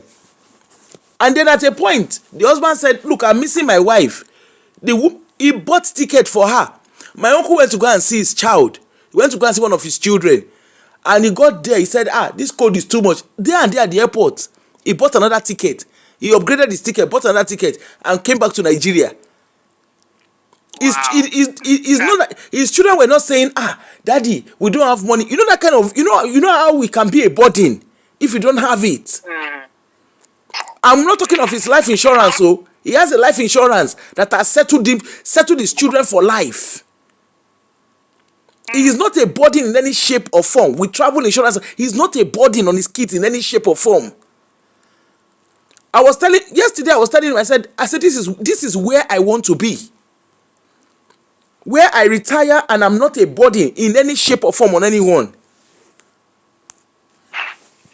That's best. Sorry, someone just asked, do I have certification? No, ignore that person. That guy is always coming to come and talk nonsense. Just ignore him. Ignore him. Yeah. If you listen to me, you would know that. No, ODB, just ignore him. He's a nuisance. No problem. That person is a nuisance. Just ignore. No problem. So my people, please, let us take this serious. Let's start, as we're saying, we're all joking and stuff like that. But these are things that can give us financial freedom. Right. It's beautiful to be financially free. It's beautiful to be financial. Look at this man and this woman. They're just there sitting in the sunset. They're just enjoying themselves. How beautiful can life be when you're just, it's not about, at our young age. Ask yourself, those bags in your closet, what is the worth of those bags? Some of us are going to go and spend thousands of pounds on Louis Vuitton. I saw one of the content creators recently. She lives in the UK. One of these digital marketers. She went and bought a Range Rover, brand new 2026 Range Rover. And it's almost about 100 and something thousand pounds. A car is a liability. The moment you drive it out of the garage, it loses its value. I think it's about, is it 10% or 8% value? It loses. I'm not saying don't buy what works for you. But imagine, of course, I don't have a finances. But imagine somebody using hundreds of thousands of pounds to go buy Range Rover. Hey, with money. On social media, you're doing pepper them gang. For who? The lady is in her 30s. I look at it yesterday. FYP brought her up. I look at it, I was like, oh my goodness. Who advised this girl? To her now, she's doing pepper them gang. In UK, that nobody sent you. You have to be disciplined. Thank you, Osas. Discipline is the key word. Ask yourself, that money, in short, that financial checklist that Onibi gave us, I have it in my kitchen. I deliberately pinned it in my kitchen. And like I said this morning, I want to be using it monthly. Just to look at it. In short, when I was doing it, because I just moved house, so my expenses is quite high because some of my bills are running from my old property. And when I look at it, I love to virtually see something. When I put the figures in, I was like, wow, okay, from next month now, my bill will regulate itself back. It's always good to see things. Have a spreadsheet. In short, that financial checklist is so good. I cannot thank Onibi enough. You don't know, honestly, Onibi, you don't know what you have done for me. Because I usually use the Excel spreadsheet. That's what I use. But this just made it very, very clear. What I did was I just put May. So the month of May, this is me. I did it. I backdated it to month of April. I printed one for April and I compared it to what I have now in May.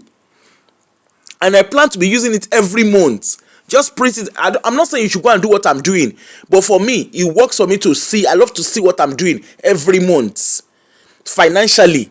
Let's be disciplined. What you don't want, what you don't have, you don't need. Ask yourself, you want to go and buy Louis Vuitton, you want to go and buy Louis Vuitton bag. Louis Vuitton know what they are doing. Sorry, I'm not against any designer. But you see, all these whatever, they know what they are doing. They will release the latest bag. By the time that bag goes off the shelf, before it goes off the shelf, another one has been released. You will not be pursuing bag edition 1, edition 2, edition 20.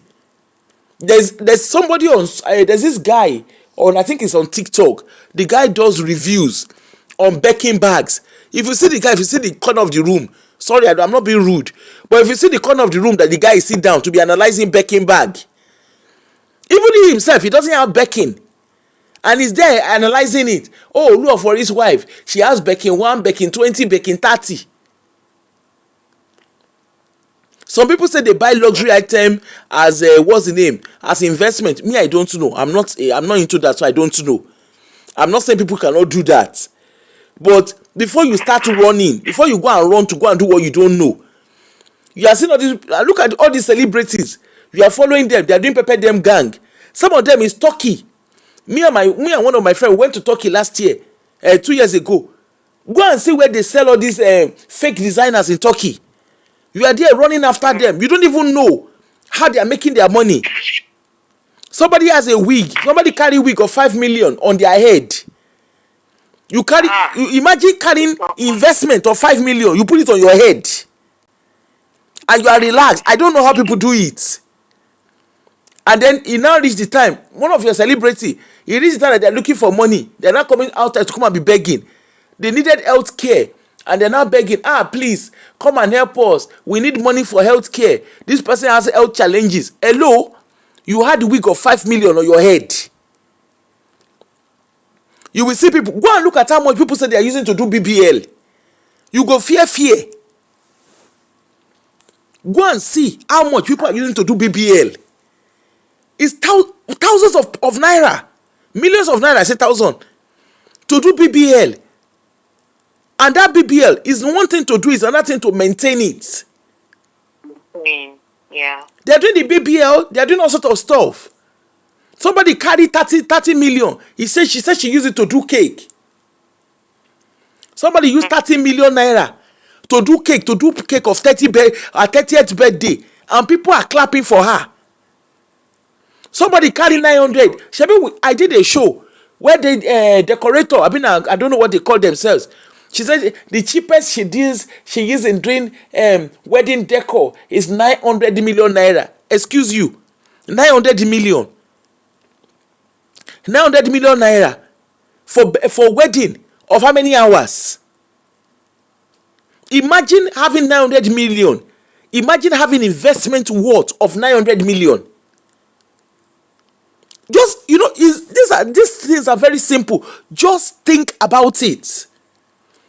Imagine that your investment, that you are sitting down, you look at yourself, you say, my investment is 900 million. And that investment is still making money.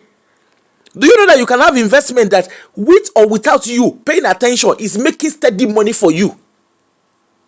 Growth. We need to be very, very disciplined. We need to be disciplined. I cannot overemphasize it. You don't need that, let me go and do luxury fine dining. If you see, there's a stage you get to. You might not need, right now, luxury fine dining might not be your cup of tea. That's true. That clothes you want to go and buy. I want to do a show. There's a dress I saw. Somebody made a dress. They said the dress is $10,000. I don't know who will wear that kind of dress. So $10,000. You put it on your body. Fear yourself, no cash you as you are wearing it. People. You will see some people, they will go and buy lace. I don't know material that well. But they said there's some lace. Some lace cost about 10 million, 4 million. And people you wear something. Lace that you will wear, that by next week now, another lace has come out. That design is out. It's true. Please, guys, give us, continue, please. Sis, could you mention the worksheet again, just in case people don't know, they can message you to download the worksheet. You mean the financial worksheet? Yeah. Yeah, people, I've been talking about it. So people have been asking about it from me. And if they need the stock one as well, I'm more than happy. Just to give a disclaimer, everything that we're talking about is financial education. We have not done a personal investment thing for anybody. And just to make it clear, I worked in investment sector and I took investment exams. I'm not a qualified financial advisor, but I never said I was. So for the trolls in the comments, please, let's not do this.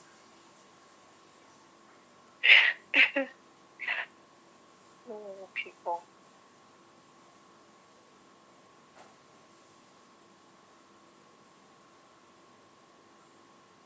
I want to say a thing or two here. I want to give out this advice to my people with the diaspora, my people with the all over the world, Nigerians, Africans. Please, let's cultivate saving culture. It's very, very, very important. It's very key. The world is turning around. We need to save. We don't need to be a burden to anybody. Exactly. We just need to focus, keep our heads down. There are things we don't need. We don't need to follow celebrities. We don't need to follow people we don't know. When we look at this whole thing, we don't even know these people. They are out there making their money, feeling cool. And while you are supporting them, but you've not supported yourself. The question is, are we even making, are those celebrities even making money? Because one thing I also notice, a lot of these celebrities, particularly our Nigerian one, at least I have people who know most of them. What I understand is, a lot of the clothes you see them wear, go and look at them very well. Sometimes they don't repeat their clothes twice because they are busy advertising. Okay? A lot of them are advertising clothes. I didn't realize that when you tag, like, you know, when you do makeup and blah, blah, blah, you tag people. I didn't understand it. I didn't realize that they do it as, what do they call it now? Influencers. Okay? Influencers, yeah. Meanwhile, you are there. You are looking at, I like this dress that this person sew. I like this kind of makeup. I heard that they say some people even use up to about 500,000, 1 million naira to do makeup, to get makeup artists. Look at, there was a wedding that happened. A wedding happened in Lagos, I think about 2-3 weeks ago, I think. A lady from America, she came to come and marry. She married a doctor. They flew the makeup artist. She lives in America. She flew the makeup artist from America to Nigeria because the makeup artist is a celebrity makeup artist in America. Imagine, you fly that makeup artist. It's their money. I'm not saying you should not spend their money. That's not what I'm saying. But what we call luxury, trust me, is actually waste. It is. And we don't realize how wasteful we are. Even here in the Western world, with Africans in diaspora, you want to do pepper dem gang. You are living in a council flat. I have no business with people that live in council flat. You are living in a council flat. You are riding a Mercedes Benz. As how? You are there buying your Ashwebi. Some people are using 300, 400, 500 pounds. In short, they say there are some Ashwebi that they spend 1,000 pounds to buy. As in, do you know how much 1,000 pounds is? You carry 1,000 pounds to do Ashwebi. Somebody did birthday in Manchester the other time. They said that one called, what's the name of that guy that sing, sure they will know what Kiniko, know what Yenton. They said they called the guy.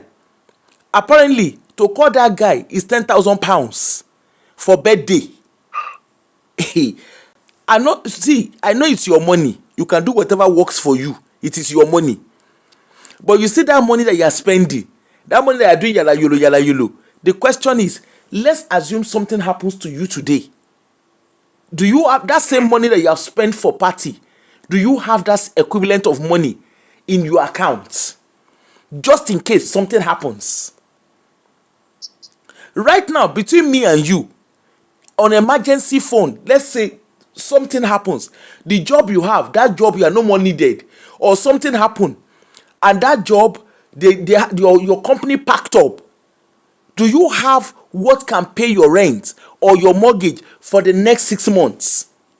It's a question. If you don't have it, you have no business. You have no business spending money anyhow. Yeah, it's very important. I think we said this in the first show, didn't we? Where we said that have something in savings, 3 to 6 or even 9 months of savings, so that if anything happens, you lose your job, you can pay your rent or mortgage. It's very, very exactly important. You see, a lot of us, you hear, like, I went to go and do luxury dining. I'm not saying don't do luxury dining. But that luxury dining you are doing, do you have luxury savings in your account? Do you have luxury investment in your account? What is making money for you, with or without you working? A lot of people, I have a friend, she bought land in Nigeria. She bought land in Abuja. Okay? Do you know, interestingly, when she first came here, she's a medical doctor. Well, she's a consultant now. When she first came to the UK, you know, in the UK, you have to do your PLAB exams. For those of you who are medical people, you know what I mean. You have to do your PLAB exams. The first 3 years, she was doing that PLAB exam. The PLAB exam was not plabbing. She kept failing. Okay? Her land in Nigeria, her land and her property stuff in Nigeria was what was funding her while she was here. Right. Okay? And guess what? By the time she then got her, what's the name? By the time eventually she passed her PLAB, herself and the husband, they had more this thing. Do you know, for a while, they were not even touching their wages here in the UK.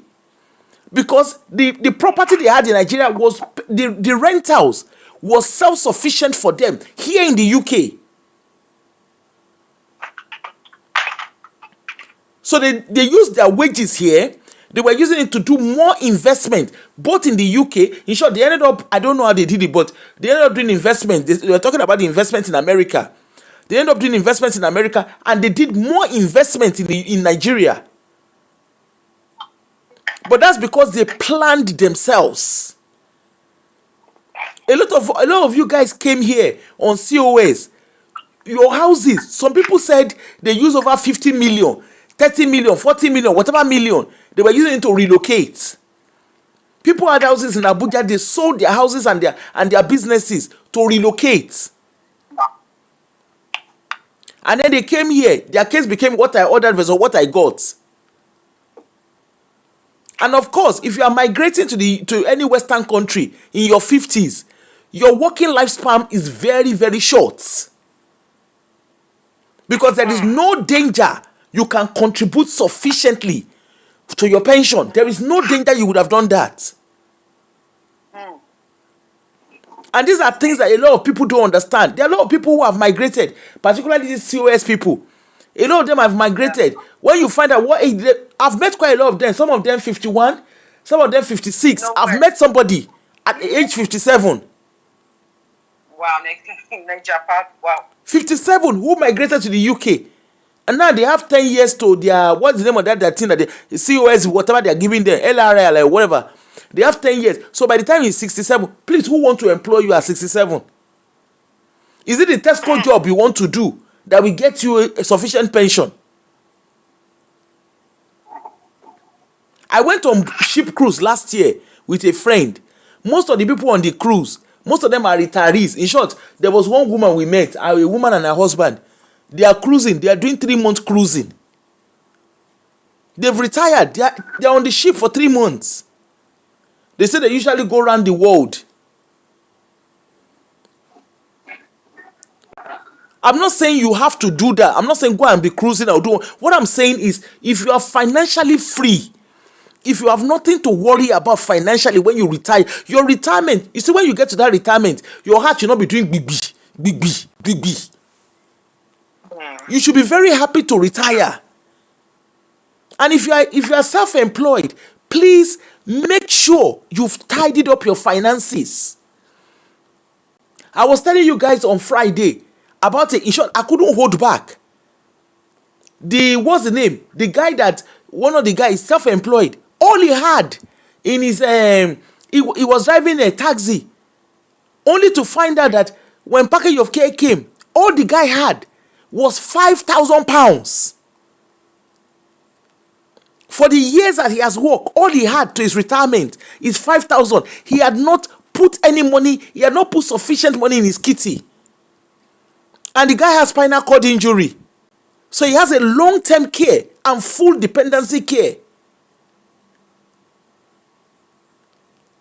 Particularly if you're in the Western world, please don't joke with your future.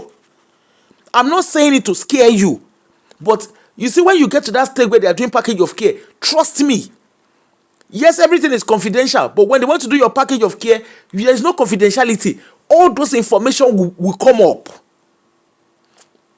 But the difference for you, if you are well prepared financially, is you are able to decide the kind of care you want. You are not limited to specific carers. Please, let's get things done properly. Even in Nigeria, there are people. The person I was telling you about, my uncle that I'm saying is living his best life. He's always lived in Nigeria. We are begging him. Have you ever seen the kind of person that they are begging? We are begging him to come and visit us abroad. He will tell us those your countries are cold. He's enjoying himself in Nigeria. When I say enjoying himself, I mean enjoying him. The kind of life that man is living. Wallahi, I can't live half of it. When you say baby boy life, he's indeed living a baby boy life. Someone that will just sit down and be calling his grandchildren. He will be calling his children. How much do you think my grandchildren need? And they will say, the children say, no, I don't want her to go to any kind of school. Is it that you guys don't have money? Okay, don't worry, I will give you guys money to send them to good schools. And his kids are all abroad, so it's not like they are in Nigeria. Even when when you grow old and you want to start going to your children, don't let your children be saying, mommy is coming again. Oh God, daddy is coming again. Oh, they are calling us now. I wonder what has happened in Nigeria. I wonder what has happened at home. Please, let's do things. Let's plan our future. Our parents might not have done it the right way. Of course, they've done it the way they understand. But we can change the narrative. And we can also teach our children as well. I wanted to say something that Jem said. She said in the chat, start today, it's not too late. And that's the case. If you're listening to this and you're thinking, oh, there's nothing I can do, I'm 50-something, I've not done something.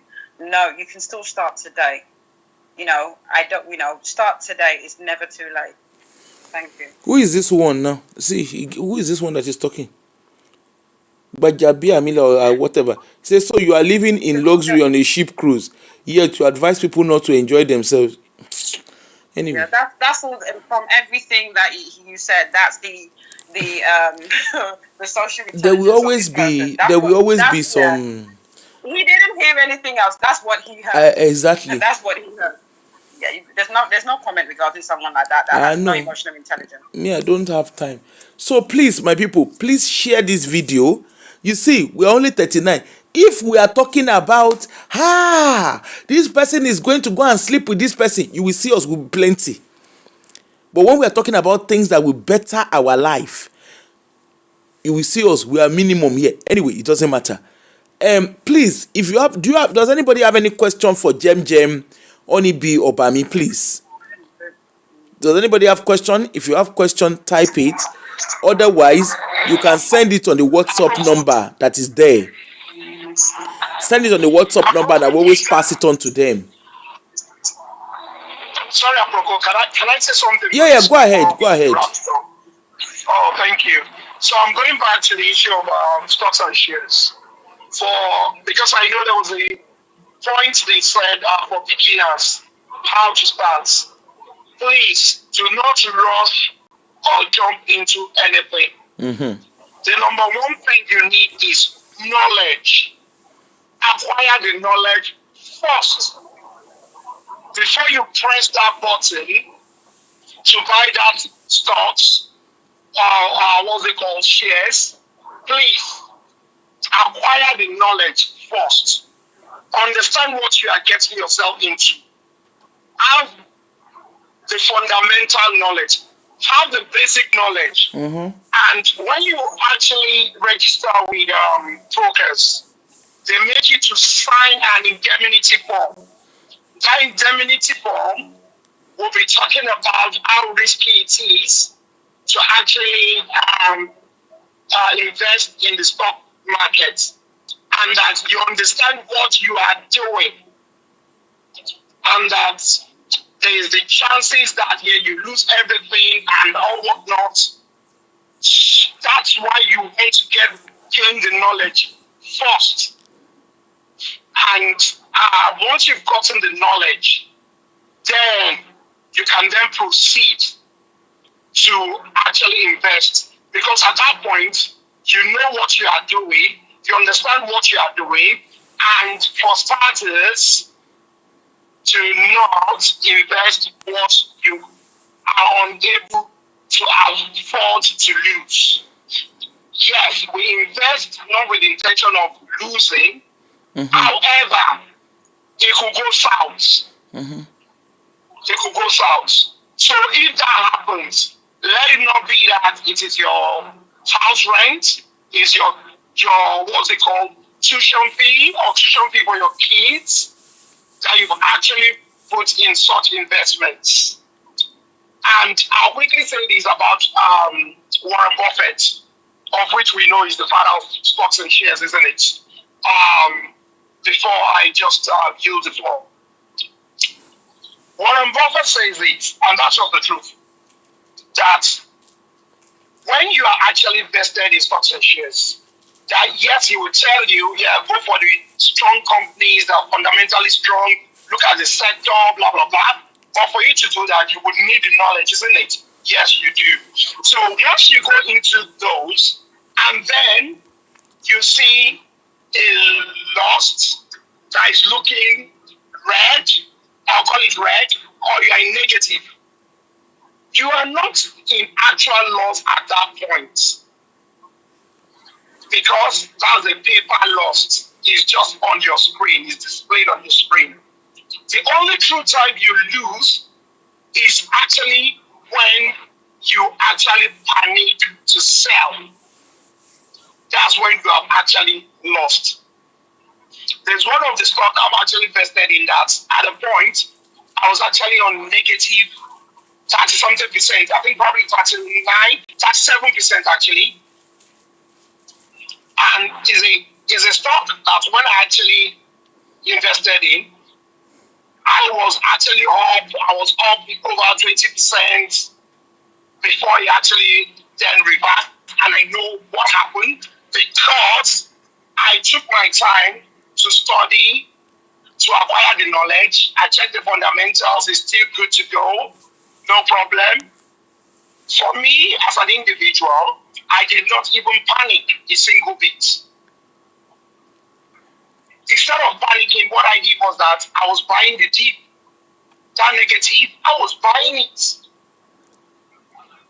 So all I'm only saying is acquire the right knowledge. Once you acquire the knowledge and you know what you are doing, you would smile eventually. And I have stated it. This is the last bit, and I will just use the floor. I've stated the time with that number that I have a bias for the Nigerian stocks and shares, NGX. And the reason is, I stated it, last year it is 51.1%. When UK, we were struggling between, I think, 11-point-something% and the US was 15-point-something%. Coming close was, I think it is Japan, that's Nikkei is Japan, isn't it? They did 40-something%. As we speak, this is May. So we are even yet to get to half of the year. Nigerians, the NGX has already done 62%. Can it go down? Yes, it can. But so far, that's what it's done. And is there a guarantee that that's how it will always be? No, it is not a guarantee. You will always hear that in terms of investment, that if in the past 10 years, this is what such and such index has done. However, it is not a guarantee that it will do, or future prediction that it will do that or better. So thank you so much, apropos. I give the floor. Is that your final word for us? Yes, that's my final. Yes. Thanks Except so there's much. any question that anybody's got that needs my attention. But yes, that's my parting shot. Thank you. Thanks so much, my brother. Only you were going to say something.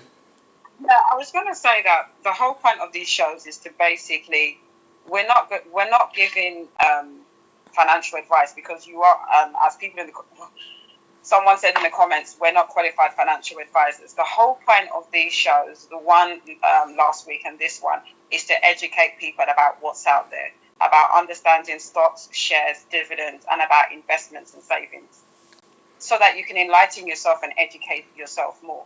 I think for me, my summary from all this is that take as much as you can take away from what we said. Educate yourself. But I've said this on this show, and for people in the comments that can't understand, I'll slow down because I do speak very fast. What I will say is that seek financial advice from a qualified financial advisor. None of us are financial advisors, but we're just talking about our experience and about our understanding of finances, whether it's stocks, shares, dividends, profits, or savings. So at the end of the day, don't take our word for it. Do your own due diligence. And personally for me, maybe because of where I'm located and the fact that I worked in investment banking, and I saw a lot of high net worth clients that have financial advisors, it's worth its weight in gold. I know for Nigeria, it could be very expensive, but definitely in the UK, I would implore you, if you're going on this journey of investing and investments, I will implore you to get a qualified financial advisor. Thank you. Thanks so much. Thank you. Jem.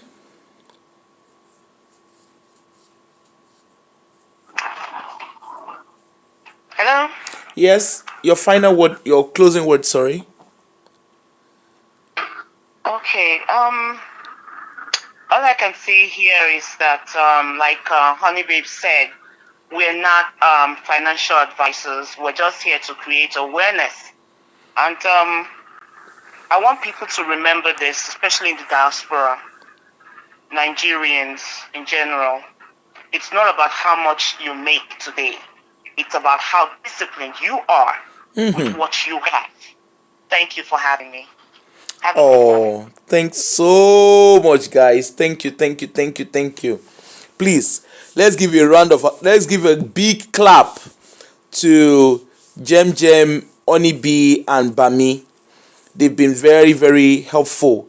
Hopefully next week we might have some. If you have more questions, whatever questions you have, please throw it. Send it to the WhatsApp number that you can see being displayed. And if you need the stock spreadsheet, the checklist, or the financial checklist, send the message to the WhatsApp number. Definitely, I will send it to you. Okay, and please, guys, they cannot overemphasize it. Do your due diligence. Yes, we have shared information as to the best of our knowledge. However, the onus is on you to also do your research. Don't take what we are saying hook, line, and sinker. Do your research. Okay? Start small. You don't have to start investing. Don't go and collect 50,000 pounds. Don't go and collect loan and say, I want to collect 50,000 pounds, or use your overdraft to go and do investment that you don't understand. Okay? If you are in the UK, start very, very small. If you have Monzo, you have Plum, you have Moneybox, or Resolute. I think they do. Anyway, just look at even your ordinary bank. You can start with your bank. They have all these. They are beginning to have the banks like HSBC. They have investment ISA. I don't know whether BlackRock has signed up with all. I know of HSBC, NatWest, and what's the name? NatWest and Barclays. BlackRock, they have the investment ISA, and I can see that it's being run by BlackRock. Okay, so you don't need to put so much. You can put as little as £10. If £10 is what you have, put it there. See how it works. Understand it. Don't go. Me as a person, although I have trading 212 on my phone, I don't know how to use it, and I'm not going to lie to you that I know how to use it. Okay, but at least I have started it with Monzo. Let me see how it is working, and I know that for a fact, if whatever it is, I will come and tell you. Okay, I will come and tell you how it's working. Then you can start the £1 challenge. Okay, on Monzo they have a £1 challenge. I did it last year, like I said. I did it last year. I started in January. I was able to save. Well, I didn't make, because I was able to save 1,300 and something, and I took out 1,000. I put it back into my premium bond, and then the remaining one, I just quickly I use it to do baby girl life. Okay, that is me. I'm rewarding myself for saving. Now this year, I started in January. I'm already sitting there with almost 500. Can you imagine? My 1 pound has become something interesting. Okay, I started with the plum. Imagine 1 pound. Yes, I started on Sunday. Now I'm sitting there with 7 pound. I probably would not have even looked at that 7 pound. I probably would not have even saved 7 pound. But it's 1 pound. It doesn't cost you anything. It's there, 1 pound. You'll be amazed how much you can save. Just 1 pound. Most likely, I probably would not have even thought of saving 1,000. Okay, so just it's little discipline. Just ask yourself, do I need to eat out? If you don't need to eat out, why are you eating out? Do I need to? Some of us, we are impulsive buyer. Oh, I saw this thing. Me, baby girl, I need to do my baby girl life. I need to do baby boy life. Me, one of my guilty pleasure is buying Arabian perfumes. And I am learning to put, in short, I wanted to buy one yesterday. And I realized I didn't have sufficient money in my account. Why? Not because I don't have sufficient, but I've gone above, what's the name? If I have to buy, I will go above my household money. And I always put £100 there. Because that's what I need. I live alone. Okay? So, I'm now learning to say, no, because this perfume looks nice does not mean I have to buy. And that's the truth. I don't have to buy it. Because I'm that kind of person, I like to collect perfumes. I love the Arabian perfume. I love to collect them. And of course, if you know Arabian perfume, they are not cheap. But the question is, why do I need to have so much collections? So I'm learning to unlearn. You understand? So look at your guilty. Maybe you're that kind of person, you go around the shops. Maybe you're that kind of person that you walk into a shop, you love bags. Ask yourself, do you need so much bags? Is it shoes? Do you need so much shoes? Whatever it is that all of us, we have one bad habit or the other. Like I said, my own bad habit is Arabian perfume. That's my bad habit. Anything wood, Dubai perfume is my guilty pleasure. Okay? And we all have that bad habit. So the question is, why do I need so much? So I'm now learning to okay, I don't need it. The one I even have, I've not finished using it. So let us learn, okay? And any question, please kindly throw the question into the WhatsApp message. I promise you I will try and respond, okay? And I okay. just wanted to ask, I know we're doing another show next week, but I don't know if anybody is interested in maybe the next show with questions, Apo, because I know we haven't mentioned about wills and life insurance, and I feel that's really important that we do a I was thinking of us doing one of that next week. Yeah, I think it's really important, especially to understand how important wills and life insurance is. And I think people need to understand I know people are very morbid about life insurance and wills, but you need to understand that it's for the people you leave behind. So I don't know whether we definitely. So next week we will agree on which one to do, because I was thinking of will or life, because like I said, most of these things coming because I sit on panels and I see the impact of all of these things that we don't put in place in our own community.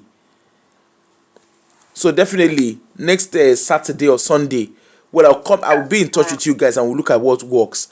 Now, guys, please just ask yourself, what is that guilty pleasure? Some of us, our guilty pleasure is eating out. I'm not saying don't eat out. Some of us, our guilty pleasure is going on holiday. I'm not saying don't go on holiday. You can reduce things, and still have your savings. Okay? So please, let's start doing things gradually. It's just little discipline. Maybe you're that kind of person that you go into a shop. If you don't spend all the money in your card, you have not finished buying. Sometimes a lot of us will go IKEA. Let me give you people one gist. You say IKEA, I don't know, Honey Bee and Bami, you probably will know. You see IKEA. That IKEA. In short, I need to report them for adult abuse. You know what the IKEA does to me? When I go to IKEA, I will say I want to go and buy. It's one thing that we have on my list. If I don't go and eat that IKEA meatball, I will not leave IKEA. And as if that is not enough, do you know, I will always go into IKEA with one. I always have a very clear shopping list. By the time I leave IKEA, I have bought more than my shopping list. I don't know what IKEA has done to me. Even Costco. I will go into, that's when I will start saying what I need and what I don't need. But guess what? Funny enough, last week I went into Costco. I couldn't believe my eyes. It was doing me like film trick. I went into Costco. I bought what I wanted, what I originally came there to buy, and I stepped out and I was like, wow. So this can happen. Because what's the name? On my Monzo account, that's my household account. You know, that your financial checklist. I kept to my deal. Are you serious? I came out and I was feeling like a superstar. For the first time I walked into Costco. And the Costco is not far from IKEA. If you see the way I drove past IKEA. Well done, sis. It's not easy. You know, it's not easy. You have to be disciplined. The funny thing, Bami, I think you know where I live. I live right next to Lake, literally 5 minutes from Lakeside. There's a Costco there. There's an IKEA there. I've lived in that area for 20 years. I don't go to IKEA that much because it's very, it's a type of place that you can get addicted. You go in for meatballs and chips and gravy. That's the one I like, Afro. That's what I like as well. And even the way they set that shop, I don't know about you, the way they set the shop, by the time you start working, you must pick something. Definitely. I don't go to IKEA unless I have to because I live practically next to Lakeside. It's the type of place that you will go to Lakeside shopping center and all the IKEA and Costco. You can spend hundreds of pounds. So you have to be very disciplined. And where I live, we have all the retail parks near me. So it's definitely a psychological thing where you have to think about, okay, should I spend money on meatballs or shall I use that money and save it in plum? You really have to psych your head up to realize that you need to think about the long term of your future. Because it's very easy to eat meatballs, but that's just a short term remedy you're eating. Think about that £25 that you put in plum that will accumulate your investments. I know it's hard, but we all have to do it. It's not easy. That IKEA, if I walk, you see, the moment I walk into IKEA, it's like the meat boy is always calling me. He has my name on it. I must go upstairs. I will, in short, first and foremost, I will climb. I will go upstairs. And I will be deceiving myself. With my Apple Watch, I will say, okay, I will count my step. I won't get the lift. Bami, please, can you mute? Okay. Yeah. I'm so sorry. Let me quickly say this. Before you go to IKEA or any other shopping distance that they actually tend to tempt you with food, try to eat. Eat before going. Bami, do you want me to be honest with you? Bami, do you want me to be honest with you? Despite, in short, there was one I wanted to go. I ate pounded yam so that my tummy will be full. That meatball is always calling my name. You won't understand the things of the spirit. That meatball in IKEA, I need to get them reported for adult abuse. Because when I get there, they're supposed to turn me back. It's just like meatballs are very addictive. They're very addictive, Bami. I don't think you're understanding the things of the spirit. I'm telling you. I understand the things of the spirit. That's why I don't fall for it. That's because I understand the things of the spirit. You know what I do? When I go to IKEA, I must have that meatball, that dark chocolate cake, chips, the peas, and the truth is, if I have that there was even a time I bought the bag of meatball from IKEA and brought it home. It did not taste the same, except I go to IKEA to go and eat it. So I have decided IKEA is not going. Me and IKEA, we are falling out with each other. Anyway, but I'm just saying this thing so that we can relate. There are some of us, we go into Tesco, we go into Asda. Even in short, I have conquered my addiction with Lakeland. You know Lakeland is another addictive place. Yeah, I know it is. I have conquered my addiction with Lakeland during the COVID lockdown. Otherwise, if you see the way I will drive down to Lakeland to go and look for what I don't know. And Lakeland, there's a way they display their product. You will be there, you will be exploring before you know what's happening. The money I did not have, I will spend it. Then I will now when I get back home, I'm like, why did I even buy this thing? For what reason exactly did I buy it for? I have actually walked into Lakeland, not needing to buy anything, and I've come back with their tin opener that I do not need. Sis, you're even talking about physically going into a shop. Guys, in the comments, Shein, Timo, come on, as everything. Shein. I'm obsessed with Timo. I've had to stop. Timo is getting out of hand. So it's not even about physically going into a shop. It's even online. Timo is so addictive, mental. It's so funny. Me and Shein.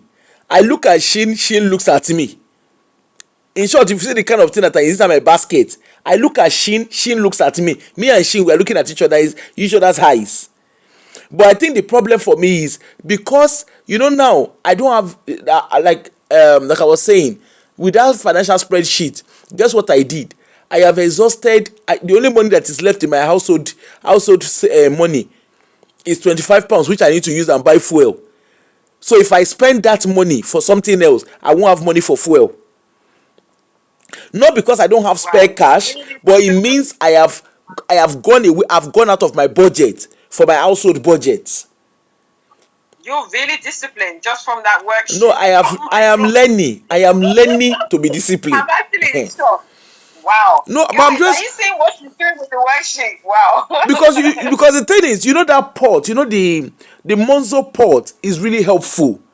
So what I do is when I get my money, I don't put my wages in Monzo, but I transfer a certain amount and spread them into the pot. So whatever is not in that pot, and each of the pots have a virtual card. So I cannot spend outside that card. And I've done it. I've adjusted my Monzo in a way that once it tells me every day how much I've spent, and it will tell me which one I've spent which one from. You understand? Because I started doing that last year. It really worked for me. That Monzo pot really, really worked for me. Anyway, guys, without prolonging, we have learned today. Please share it with friends and family, with our children. These are things they don't teach us in school. And it's not just Nigeria. Even here in the Western world, nobody teaches you all of these little things. Okay? Let's share it with friends and family. Let's learn. If there's questions, please throw your question into the WhatsApp messages and I will pick it up and share with the guys. And obviously, next week, we'll come to you. It could either be a Saturday or Sunday, but obviously we'll come to you and talk about, we're going to look at, I think will is something that I'm seeing, because a lot of people, when they are coming for package of care, most of them don't have their wills in place. Yeah, okay. In short, I keep hearing people, they will say, God forbid bad thing. In short, there was one that happened recently, and the person was like, God forbid bad thing, will. I am not looking to die yet. But that's not the case. You need to have all of these things in place. So next week, we'll talk about that. Thanks everyone. Bami, Oni Babe, Jem, I'm so grateful. I couldn't have done this without you guys. I'm so grateful. And if you have questions, please, there's no stupid question. Throw your questions in and we will try and answer it as much as we can. Thanks everybody and have a wonderful and productive day ahead of you. Thank you. Bye. Thank you. Thank you for having us. Bye. Bye. Bye.